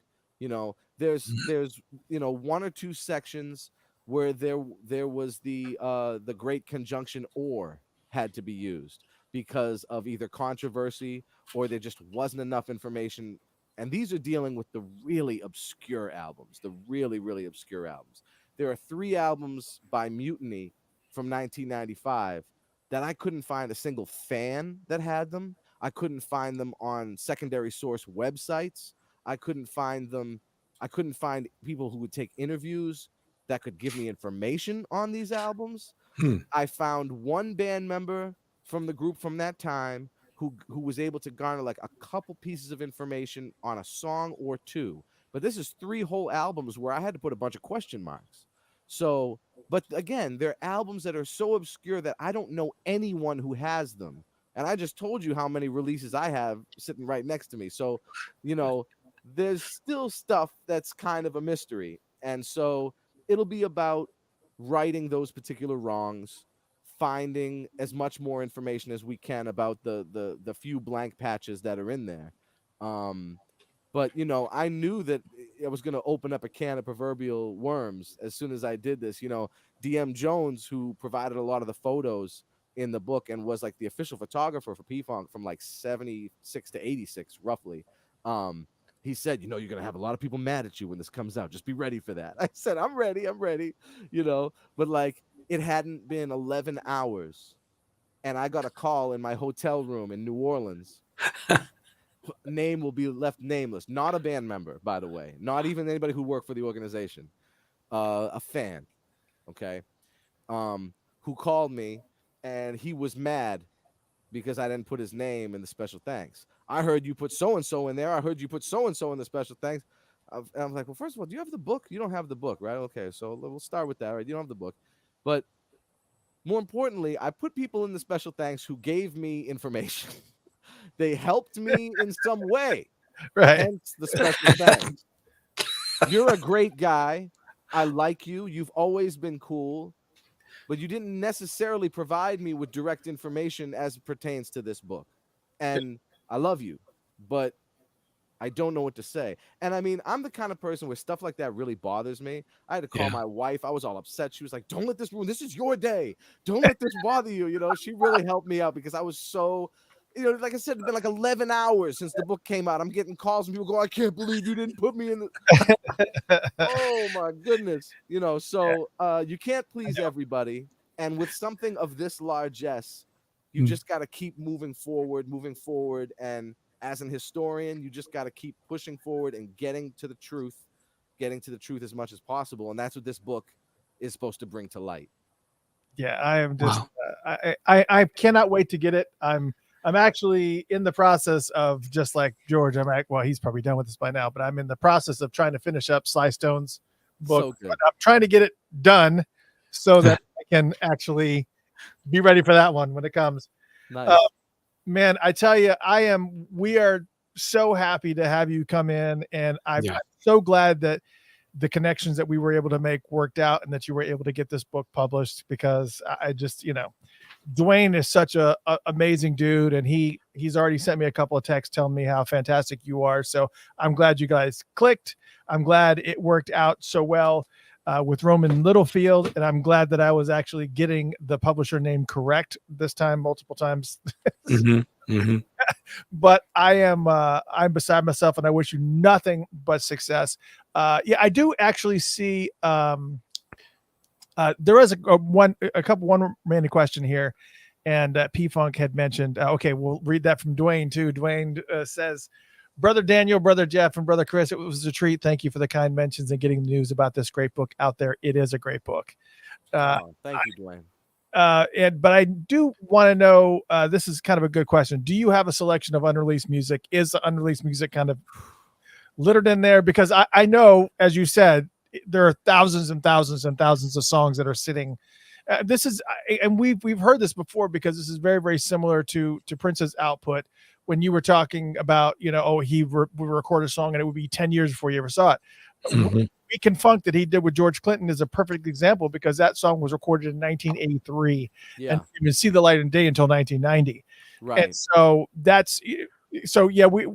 see that quite a bit. But is there something that is kind of being considered as far as unreleased music concerned, or does it kind of make you break out in hives just even thinking about it? It makes me break out in hives just even thinking about it. And the reason why I say that is because for as much unreleased music as Prince has, George probably has as much, if not more. And I'm saying that from a very humble place, because knowing what I know from his recording output, just in my time, in my little almost 30 years,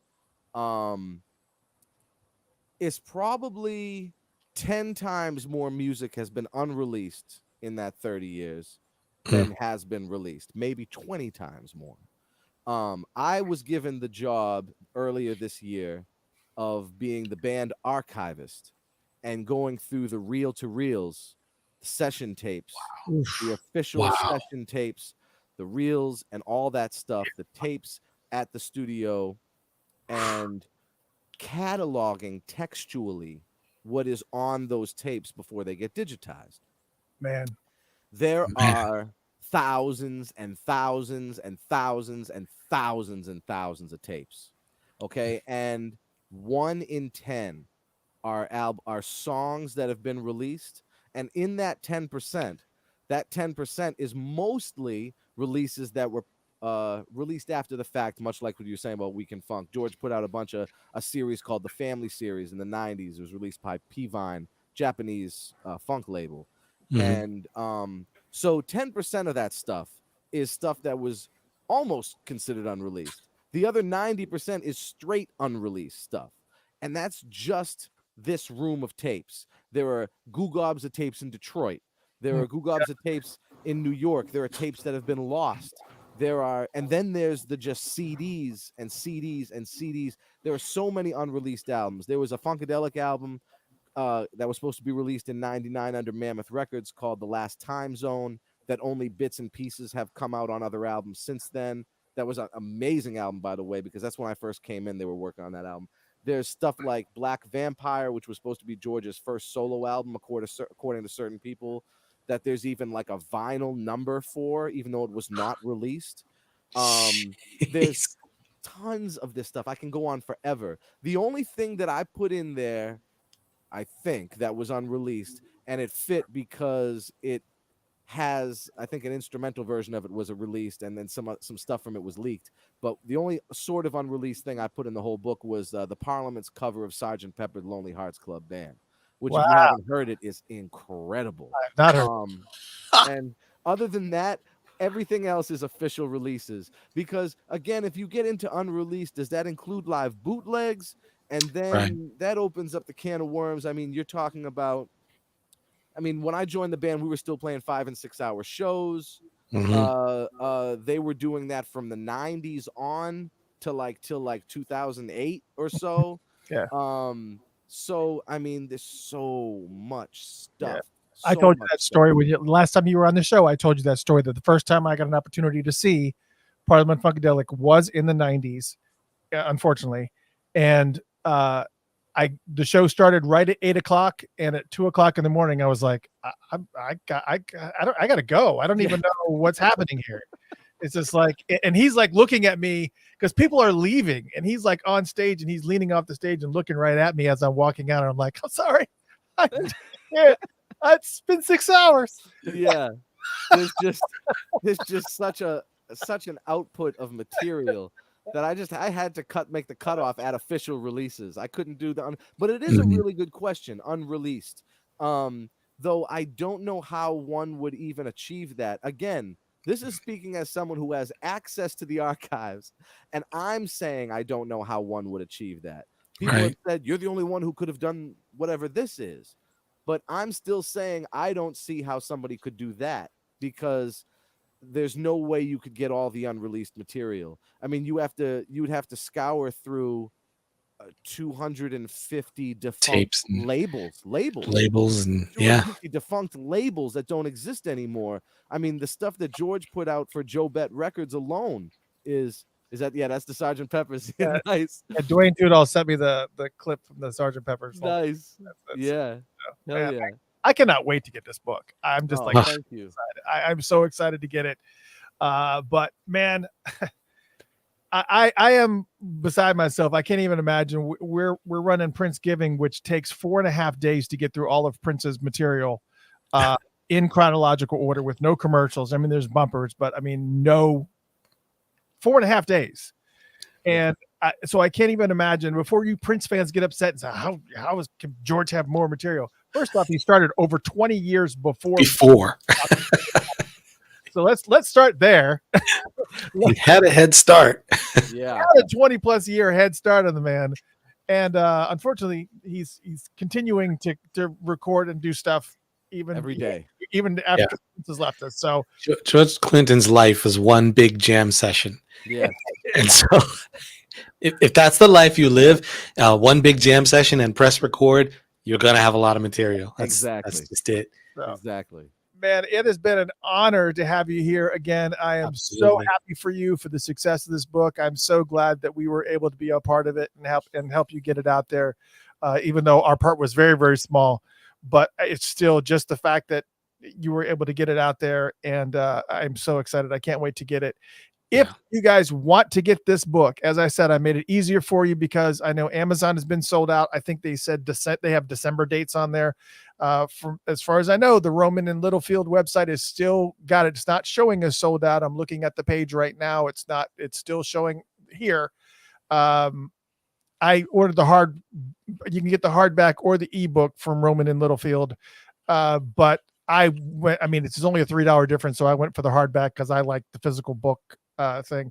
But according to, hold on a second. Let's see. Okay, unfortunately it does say that it's out of stock. Yep. On the but you can still go to funkatopia.com/Danny. That's funkatopia.com/Danny, DANNY. And that will take you directly to the page, so you can go ahead and order it, because the second that they get them in stock, they're the source. They're the ones that are printing them. Yes. So that would be the best place to go and order them, so you get it like that. Yep. And the new copies will be done by December, so they should it won't be super long. And then also, I highly recommend everybody out there to recommend the book at their local library and local bookseller. And that it's a huge help to me as the author, and a huge help to everyone who helped make it happen. And I also just want to say thank you, Christopher and Jeff. Your contribution was not small, not to me, not to a guy who was shopping this book around to publisher after publisher and finding that everything was like, oh, we like your book, but it's just not this enough, or it's too this, or it's not this. I found the publisher that it was perfect for, thanks to you guys. So I appreciate everything, and would be so happy to come back anytime and talk with you guys. It's an absolute pleasure. Awesome. We're looking forward to it. The next time Funkadelic and Parliament Funkadelic is in town, I definitely want to be there. Hang out. We need to do dinner or something. Just kind of with that. I'm with that. Ladies and gentlemen, please give a warm round of applause to the one and only Danny Bedrosian. Danny, thank you so much for dropping in, man. Thank you, man. Thank you, guys. Appreciate you. All right. That was Danny Bedrosian, and man, I'm so excited. And for those who have never seen him, there is a clip on YouTube that when I was invited backstage for Parliament Funkadelic, when I was invited to come and actually photograph the show. Mm-hmm. At one point in time, I was invited on the stage. George came and pulled me on the stage along with other people too. I was standing next to Kendra Foster and a bunch of other people. I mean, but we were all standing, and I was standing right next to Danny as he was playing. And so I'm like standing right there, and I think it was Atomic Dog that they were playing, and I actually can you record that? You had that, right? Yeah, it's actually on the Funkatopia YouTube channel, but I actually record Danny playing it, so you can actually see him playing and doing all the switches and stuff. Because I was filming it because I was just blown away that there was so much involved in what he was doing, as far as, you know, all those little strange tones and stuff that you get that Bernie Worrell had kind of created and put together, and the most of the iconic keyboard parts that you're going to hear, Bernie was the one at the helm, and he was just like this magician. It was just the Wizard of Woo. I mean, that was his nickname, Wizard of Woo. I mean, Danny was killing those keys, man, just killing them. Yeah, it was just So if you go to the YouTube channel, youtube.com/Funkatopia, scroll down because it's like way down there. But you probably can do Funkatopia, Atomic Dog. This probably there. I think the sound was not great because it was on stage, and it was just the way that. But to be able to see him just do his thing, but this book is freaking amazing. I cannot wait to get a hold of it. Man, I can't either. You can go to Amazon, or you can actually scroll through like first 20 pages or something like that, but there's still a lot of cool stuff in there. And so glad we were able to have a part in making it happen, man. I mean, like, wow, you know, you never know what's going to happen when you connect people, and when you just do what you do. So let the blessings keep going. It worked. So anyways, yes, that was really, really cool. I did actually have a couple of questions for Danny that we kind of had in the mix, because he actually had written a comic book. This was the things that you had the Sons of the Sun. Yeah. I want to know if you want to talk a little about that again. I know he had a few issues out. I didn't know how many issues. Like, I think there were, the last I looked, there were 3. I don't know if there were more, but still, I mean, he's not new to writing. So and I also wanted to get his feedback on everything that's going on over there in Gaza Strip and all that stuff, because I know with being the historian that he is, he has to have like, but I skipped both of those things because this is about the book. I didn't want to kind of make it too politicized, and we did talk about the comic book in the last interview that we did. True. So you can actually go and hear all that stuff. But I wanted to make sure that we were very, very book focused, which again, I'm so excited about. I cannot wait to get this friggin' book. I still love the stories behind it. Like, man, all the interviews and all the people, and I can't. Yeah, it's going to be cool. Boggles my mind that George can remember everything that he remembers about. Yeah, what the heck? It's just, and Wally Safford was like this too. I mean, Wally Safford was very, very similar. Where we would ask him stories about Prince, he could tell you exactly where he was the day that it was. It was a Wednesday. It was 8:25 p.m. And yeah, but I don't think that's the shocker though. I think the thing that makes it a shocker is the reputation that George Clinton has of his vices, let's just call them, to still remember all of that, you know. Snoop Dogg's the same way. I mean, it's well, you know, I'm still. Yeah, and speaking of which, that's actually a segue. I was going to talk about Princegiving here because I know you guys want to talk about Princegiving here, but we will talk about Princegiving. But since I just mentioned Snoop Dogg, we're going to kind of break into a little bit of our news section where we're going to talk about Princegiving and just some other funny things that and other tidbits and whatnot before we call it a night. But this was kind of funny because everybody lost their mind when Snoop Dogg posted, "I'm giving up smoke," and then he put up this graphic. It says, "After much consideration and conversation with my family, I've decided to give up smoke. Please respect my privacy at this time." And then he signed it, Snoop Dogg. And of course, this happened a few days ago. This was a couple days before my birthday. This was actually on Thursday of last week. And everybody was like, "Oh my gosh." And, you know, everybody was, yeah, everybody was pouring in, and as you can see just from this, it was like retweeted and quoted about like 128,000 times, and people are like, "Oh my gosh, Like, what is that?" Snoop is becoming a grown up," and everybody's just like, "Oh man, prayers up." Synonymous with It's smoke. like, "Oh man, prayers up, man. I know how this is." Because, I quit too. So, man, a lot, much love. I know how difficult this is. We'll stay out of your way. We know how difficult it is to kind of quit smoking weed and doing all this stuff. And it was just like on and on that it was just this constant thing. And then today, he actually shared a post that kind of expanded on that just a little bit. And so here it is, and I think that it is unmuted. I'm pretty sure that it is. But let's watch this video together. Mhm. Snoop Dogg talking a little bit more about him giving up smoke. I have an announcement. I'm giving up smoke. I know what you're thinking. Snoop, smoke is kind of your whole thing. But I'm done with it. Done with the coughing and my clothes smelling all sticky icky.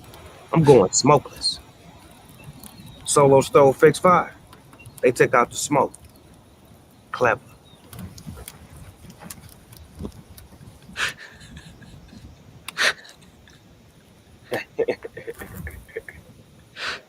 I have an announcement.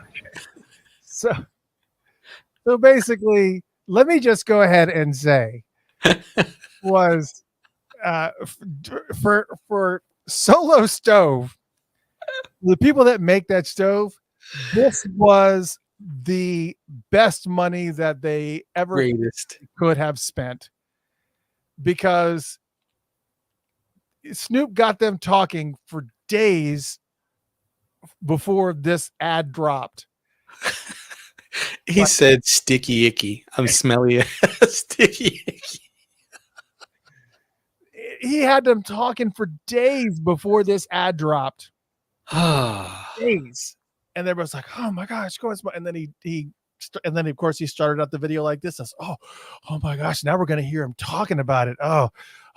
Let's lean in and see what made him decide to stop smoking. And Lean in. it was an amazing PR gimmick. That is a campaign. That is brilliant. You almost have to like spend, maybe Snoop said, "All right, for another 5 million, Right. I will start it off like this and really get traction." Yeah. He could have just dropped that video and it probably would have got enough attention, but he started it out and then he did that, please respect my privacy thing. I mean, when he did this whole thing with the prayer hands and the please respect my privacy at this time, and I had a conversation with my family. I mean, this was brilliant. But I'm sure there's some angry people about that, man. People showing some love, and even the people showing fake love, mad because they had to show fake love. I'm sure it's got the whole gambit. That's the other thing too, is that there was, if you read the comments of that post, everybody's like, "Oh man, I feel you, man." And, Yeah. and there's like tons of sob stories on there. "Oh, I remember when I gave it up. It was so hard, but your life will be better, man. Everything's good." I mean, there are Thanks to you. I haven't told anyone this, but the journey, it's just so difficult. I get you, man. I'm feeling coming out.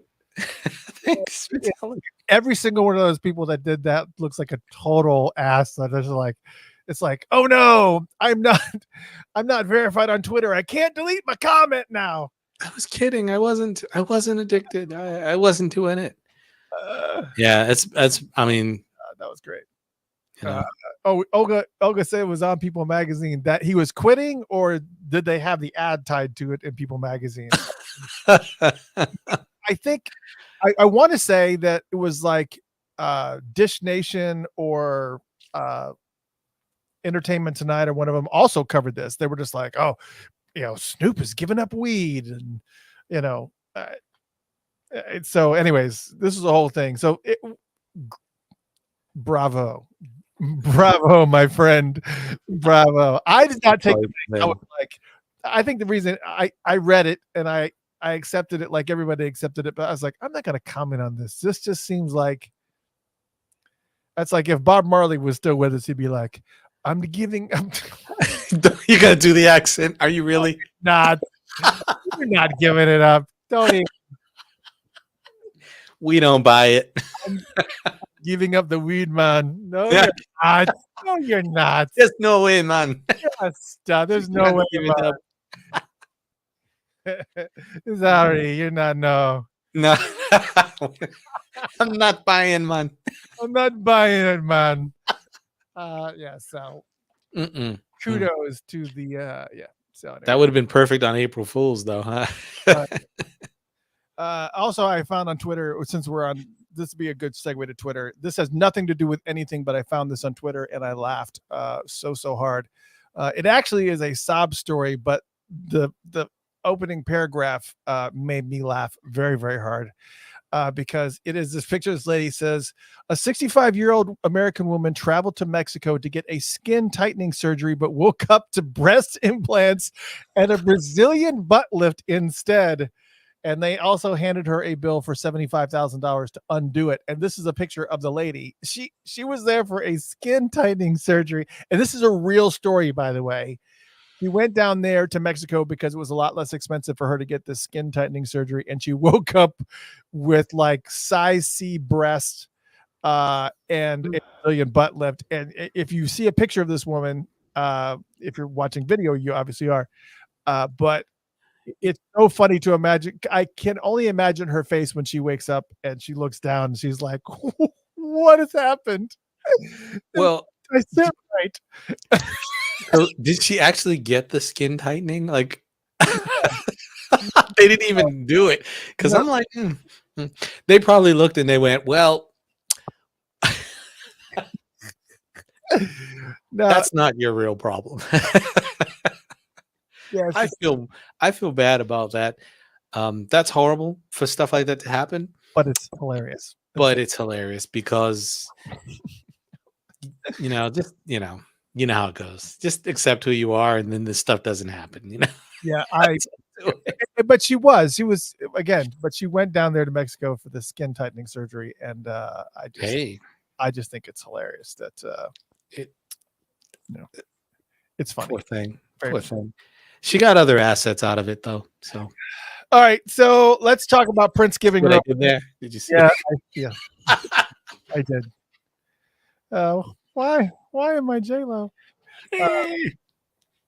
But so let's talk about Princegiving just for a second. First off, I didn't really publicly talk too much about it other than the Facebook post that I had done regarding everything that the fiasco that happened that was the beginning of Princegiving, which was insane because there were so many people that were online when Princegiving launched at noon on Saturday, like I was supposed to, and everything was going fine. And then something happened with the album files themselves because I had pulled the album files over from a drive, a portable drive like this, which had all the albums. Everything was right. Everything was good, but I didn't want to have to recreate every single one of the albums track by track. So I just pulled the albums over and once I pulled them over, I double clicked on them and tested them and everything was fine and upload. Everything was good. But apparently something with the system, they did not like it. It did not like it at all. And so when it went to start the first album in the list, which was 94 East, it was like, and this is 94 East. Welcome to Funkatopia Live. 94 East. And it went right into 94 East. And then it played all of it skipped all the songs and it played all the bumpers in a row. So it was like, hey, this is Dwayne Tudor. Hey, this is Jelly Bean Johnson. Hey, this is Jimmy Jam. Hey, but this is Pepe Willie. And it was like, and that was 94 East. And it was like, what just happened? Right. And of course, that just happened with 94 East. And I was freaking out. And then I thought, okay, all right, let's pretend like that didn't happen. And then it happened again with For You. And I literally had a heart attack because I was an hour and a half away from the studio.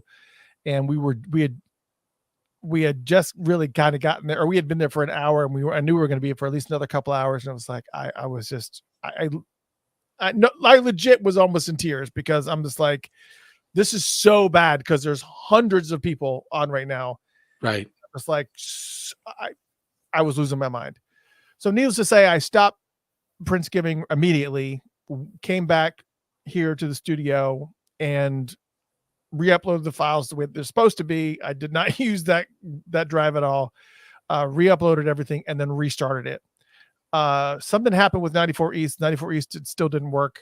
But everything else worked. For You worked.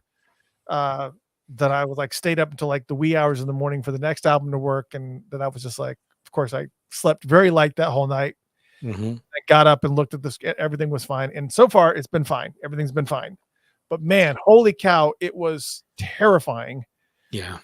Because it was just, it was just so bad. So I restarted it at 9:00 at night on Saturday night. And it is 4.5 days of music. So we are looking roughly at, I want to say it will end at 5:00 in the morning, 5 or 6 o'clock in the morning on Thanksgiving morning is when it will end, which is insane to me. It's still insane to me. Oh. I still don't understand because it's Saturday to Sunday, Sunday to Monday, Monday to Tuesday. So much. Wednesday at 9 p.m. and then so it's Thanksgiving morning is when it will be. What was that? Thanksgiving morning at or as Tony M would say, what the hell was that? Thanksgiving morning at 5:00 in the morning is when it will end, and then it's supposed to restart at noon.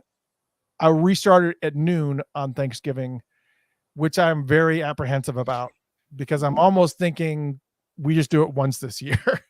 That's kind of what I'm feeling. I'm feeling like we just need to do it once this year instead of the twice, and then go back to regular scheduled programming, or maybe go into the alphabetical, just because I'm just terrified that something is going to go.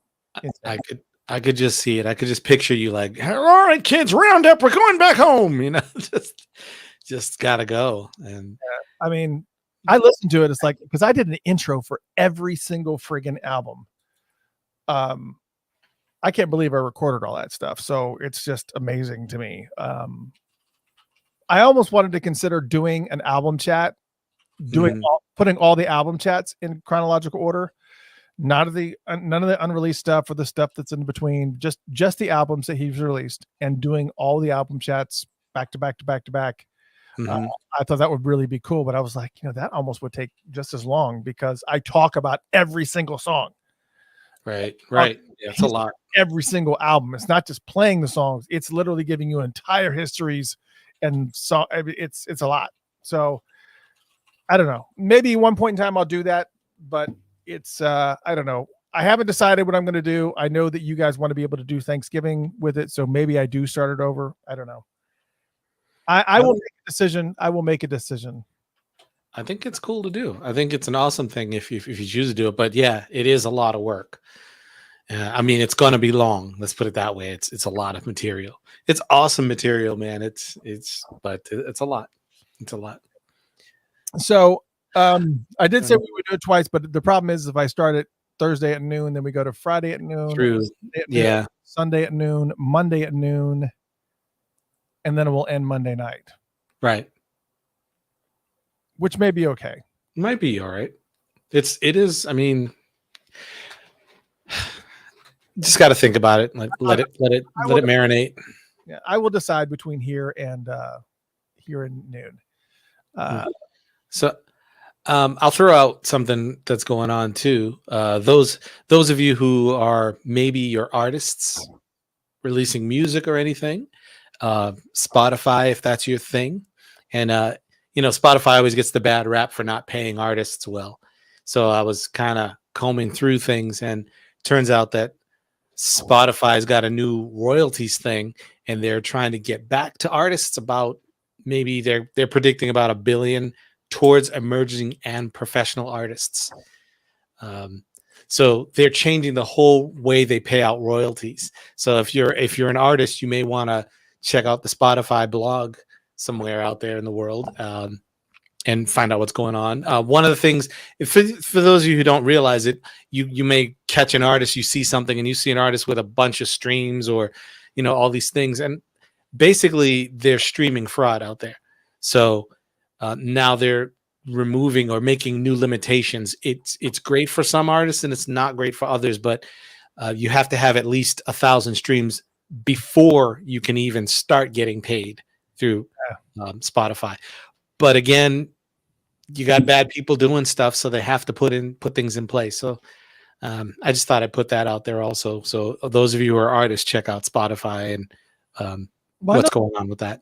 SoundCloud, I get messages because I have SoundCloud Pro, and I'll get messages from random people that says, "Hey, man, I will give you 10,000 listens on your track," and I'm just like, "Yeah, that's mostly bots, bogus listeners on my track."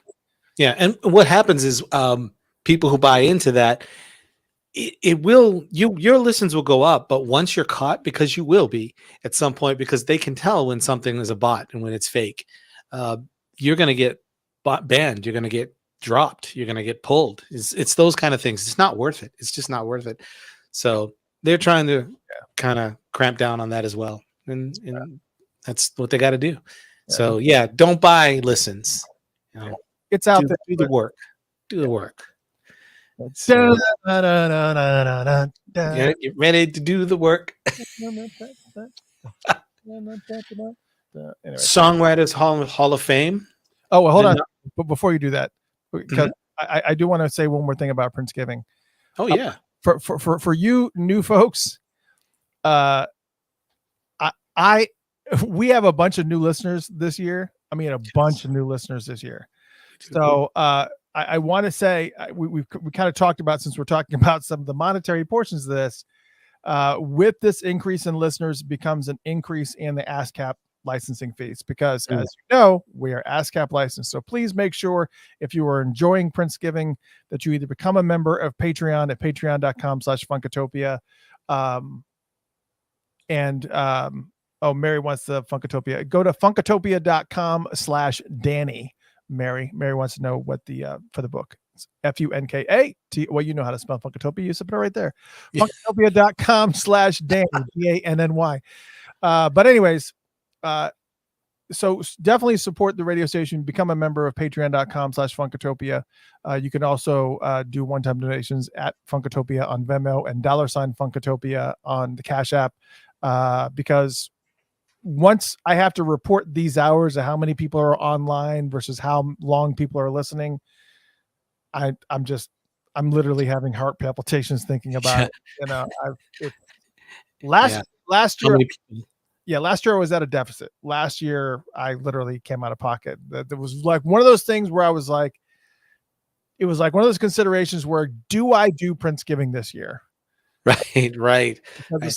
If people are just going to listen and they're not going to assist with us doing things right and doing things legally through ASCAP, I almost were like, and let alone the amount of people who fall asleep with the station playing. They're not even listening; they just fall asleep, and it's just going and going. That's Yeah, we talked about that math before, where it is they look at how many listeners and how long that they've listened. So if you go to bed, I can appreciate the fact that you like to sleep to this. It's really cool, but just turn it off. Try not to. Maybe turn it off. Maybe, and if you don't, that's fine. We'll deal with it. But it is what it is. And also the other thing too is that I'm getting all kinds of friggin' crazy people, new crazy people who you wouldn't believe the private messages I'm getting. And I wanted to show this to you too. This is the graphic. This is the graphic that I have used for years. The Princegiving with the purple turkey. I thought it was kind of cool. This is the graphic I've used for years. This is the crazy ass stuff that I get. And this is a sample of something. I've got to show this to you. And I had to scribble this person's name out, because I shouldn't have. I should have just let her rot, Colleen.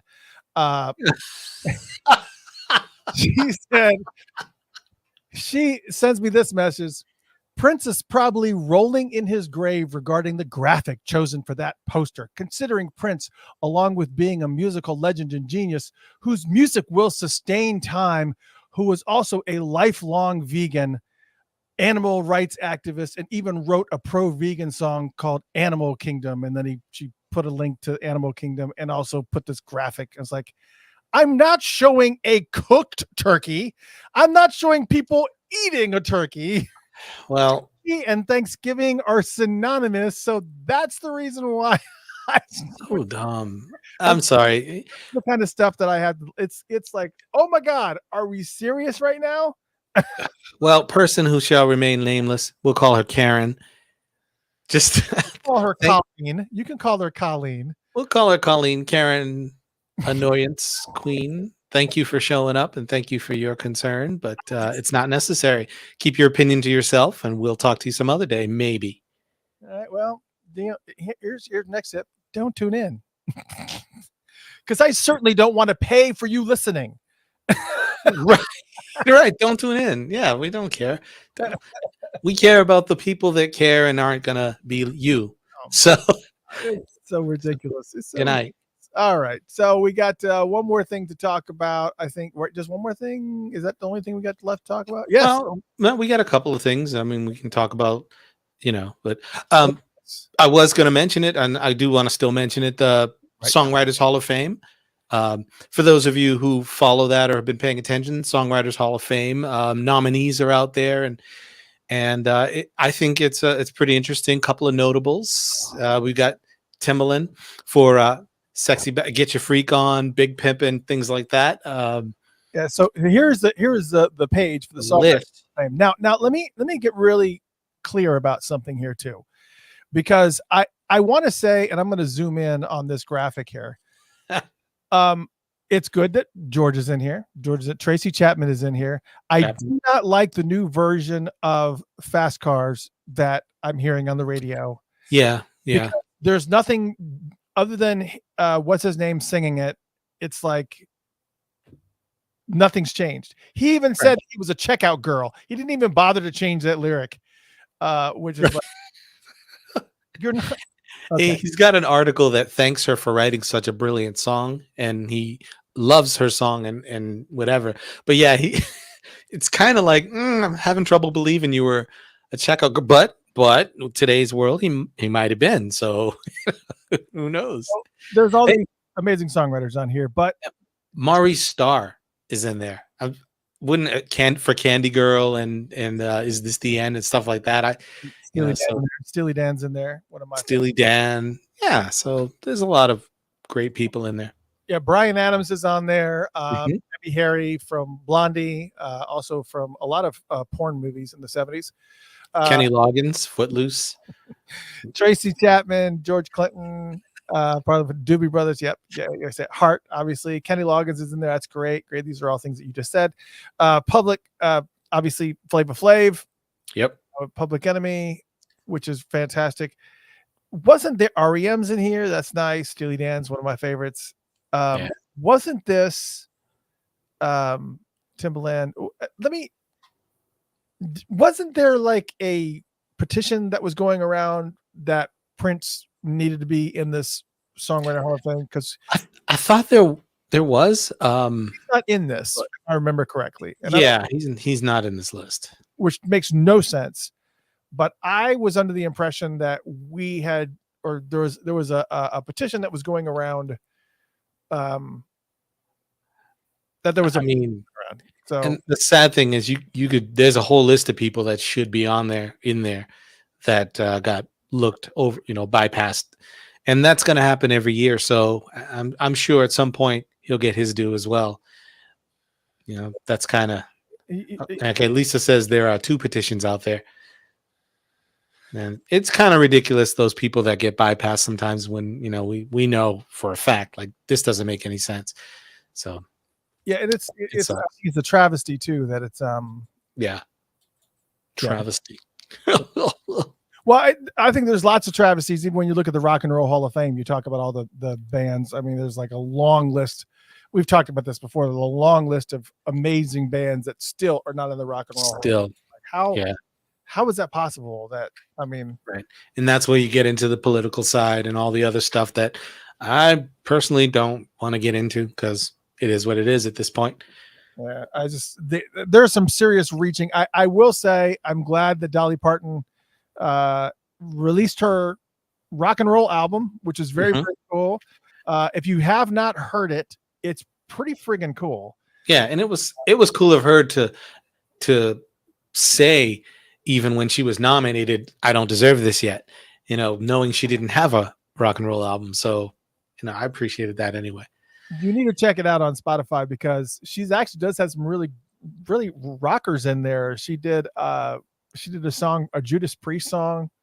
It's like really weird. I mean, it was like some surprises in there. Obviously, Purple Rain she did. I loved her rendition of Purple Rain. It was a good build up. People are just kind of like over it, but I understand that. I understand that as well. But the fact that he was even acknowledged on Dolly Parton's album, I think is pretty freaking cool. So let me say, anybody who has an issue with who gets nominated, do some research and join the voting committee. Become a part of it if you can.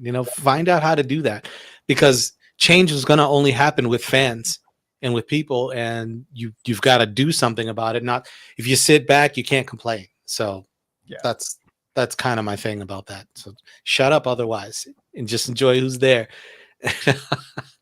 Sorry, that's just the facts. That's the facts. All right, so we got one more thing to talk about that's on the list. Special announcement that was made by Shelby J and Candy Dulfer. I'm going to share this screen, and I would just read it off, but I figured I'd just let them say it.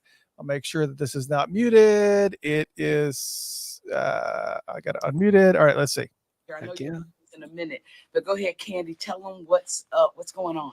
Well, first of all, this lady here saved our tour, and she came in and she flew in and she just rocked the whole of the Netherlands. And we're going to do that again in April, but because of a very special reason. We're going to honor Prince with another Purple Gem, my second, an ode to Prince, with the people that really, the witnesses that were around him, the people that really work with him and that want to keep his legacy alive. And we're going to do that. And my first guest that I'm going to announce is this fantastic lady, Miss Shelby J. She's going to join us in the Netherlands and in Switzerland. Yes. You guys don't even know in Switzerland, but we're coming. We're coming. Bern and Zurich. And then Utrecht, and we have some more shows lined up for you. So just watch out for that. April, it's the anniversary of passing of Prince. So we're going to do that around that week, and we're going to pay homage to our wonderful, beautiful mentor and idol, and just the best musician there ever was. Yes, the best. So I'm so excited. We had to come on Breaking News. I see you guys are coming on here slowly. I don't know what's going on with my signal, but I'm sure everybody will see this in a minute, and everybody will be like, oh my God, I missed the live. But all right, so I just wanted to share that again. So Candy Dulfer and Shelby J are going to be doing a little bit of an ode to Prince over in Europe. She mentioned Netherlands, she mentioned Switzerland, she mentioned Utrecht, and so a bunch of different very, very cool locations over there in Europe. I wish that they would bring her over. I mean, there's a lot of, obviously she's from over there, but so there's always a lot of shows. That's one of the reasons why I like Ida Nielsen. Ida plays over there a lot too. There's a lot of shows over there. I wish that they would come stateside, but I also realize that the States are very, very difficult because we just don't go to a lot of those types of shows. It's like NPG will go over there and play in Germany and it will be sold out. I mean, like massive places. Same thing with Mother's Finest. Mother's Finest is one of my favorite bands from the 70s and 80s. And I mean, they still play music to this day. And, killer band, but they play here and they'll play in like a little small club that maybe fits like 500 or, and they won't even sell it out. But then they'll go over to Europe and they'll have like they're still selling out arenas. They walk on water in Europe. And they come here and they sink in a puddle. Yeah, so it's kind of a little bit, it sucks a lot of it. So, but it's good. Just letting you guys know if you're over in Europe and especially Netherlands or Switzerland in April, on the anniversary of Prince's passing, around the month of that, bunch of shows coming with Shelby J and Candy Dofer. Congratulations to them. I love it. And I am so happy that you guys got an opportunity to join us. I know we are still in the middle of Princegiving. I think it's not even in the middle of the 90s yet. And you're like, how is that going to last until Thursday morning? Well, it's because there's tons of jams and tons of sessions and stuff that are going on and on and on especially in the 2000s. Just tons of things. And of course you got to get to the rest of the 90s, and it's just unbelievable. It was 1983. I want to say it was 1983 or 1984. I was listening to the show, and I was walking around Costco, and I started it out and I said, for this year, for the songs that did not make it onto albums, we've got about 60 songs here that we're going to be going through. And I'm like, 60? Oh my gosh. Anyways, it's amazing the amount of tracks that we're playing. And so if you're a Prince fan, please tune into Princegiving. And again, huge shout out to the one and only Danny Bedrosian for joining us. Thank you so much for joining us. As you can see behind Jeff Page there, behind him, got the book. I probably can just go ahead and just go back to the very, very first screen and show it. But the book is on sale. I think we're working against each other. The book is on sale, and we are definitely. What are you going? Stuff going? It's at the beginning. I'm not touching anything. That's not me. Oh, I was like, what's happening? That's all you, man. All right. Authorized P-Funk song reference. It is literally the official canon of Parliament Funkadelic, covering all the music from 1950. Not all of it. You heard it. It's doing as much as it can. There's already going to be an expanded edition, but 1956 to 2023, tons of stuff. So you absolutely are going to want to check this out. You can go to funkatopia.com/Danny, DANNY, and pick up a copy of this amazing book. They're currently sold out right now, but they're sold out everywhere, which is ridiculous. I'm hoping that I got my order in time before they did sold out. I'm hoping it's like in a box and on the way. But thank you guys so much for tuning in. I will post on Facebook whether or not we're going to do the second round of Princegiving. We probably will. But I've got a bunch of things to fix between here and there. So we're just going to make sure it gets right. And all right. Thank you guys so much for joining us. And once again, we'll talk to you guys soon. We probably will not be on the air next Tuesday unless somebody comes in. But for right now, we're going to take a break. We're going to just enjoy Thanksgiving and whatnot. So good night, everyone. I'm Mr. Christopher. This is Jeff Page, and we will see y'all later. See ya. See ya.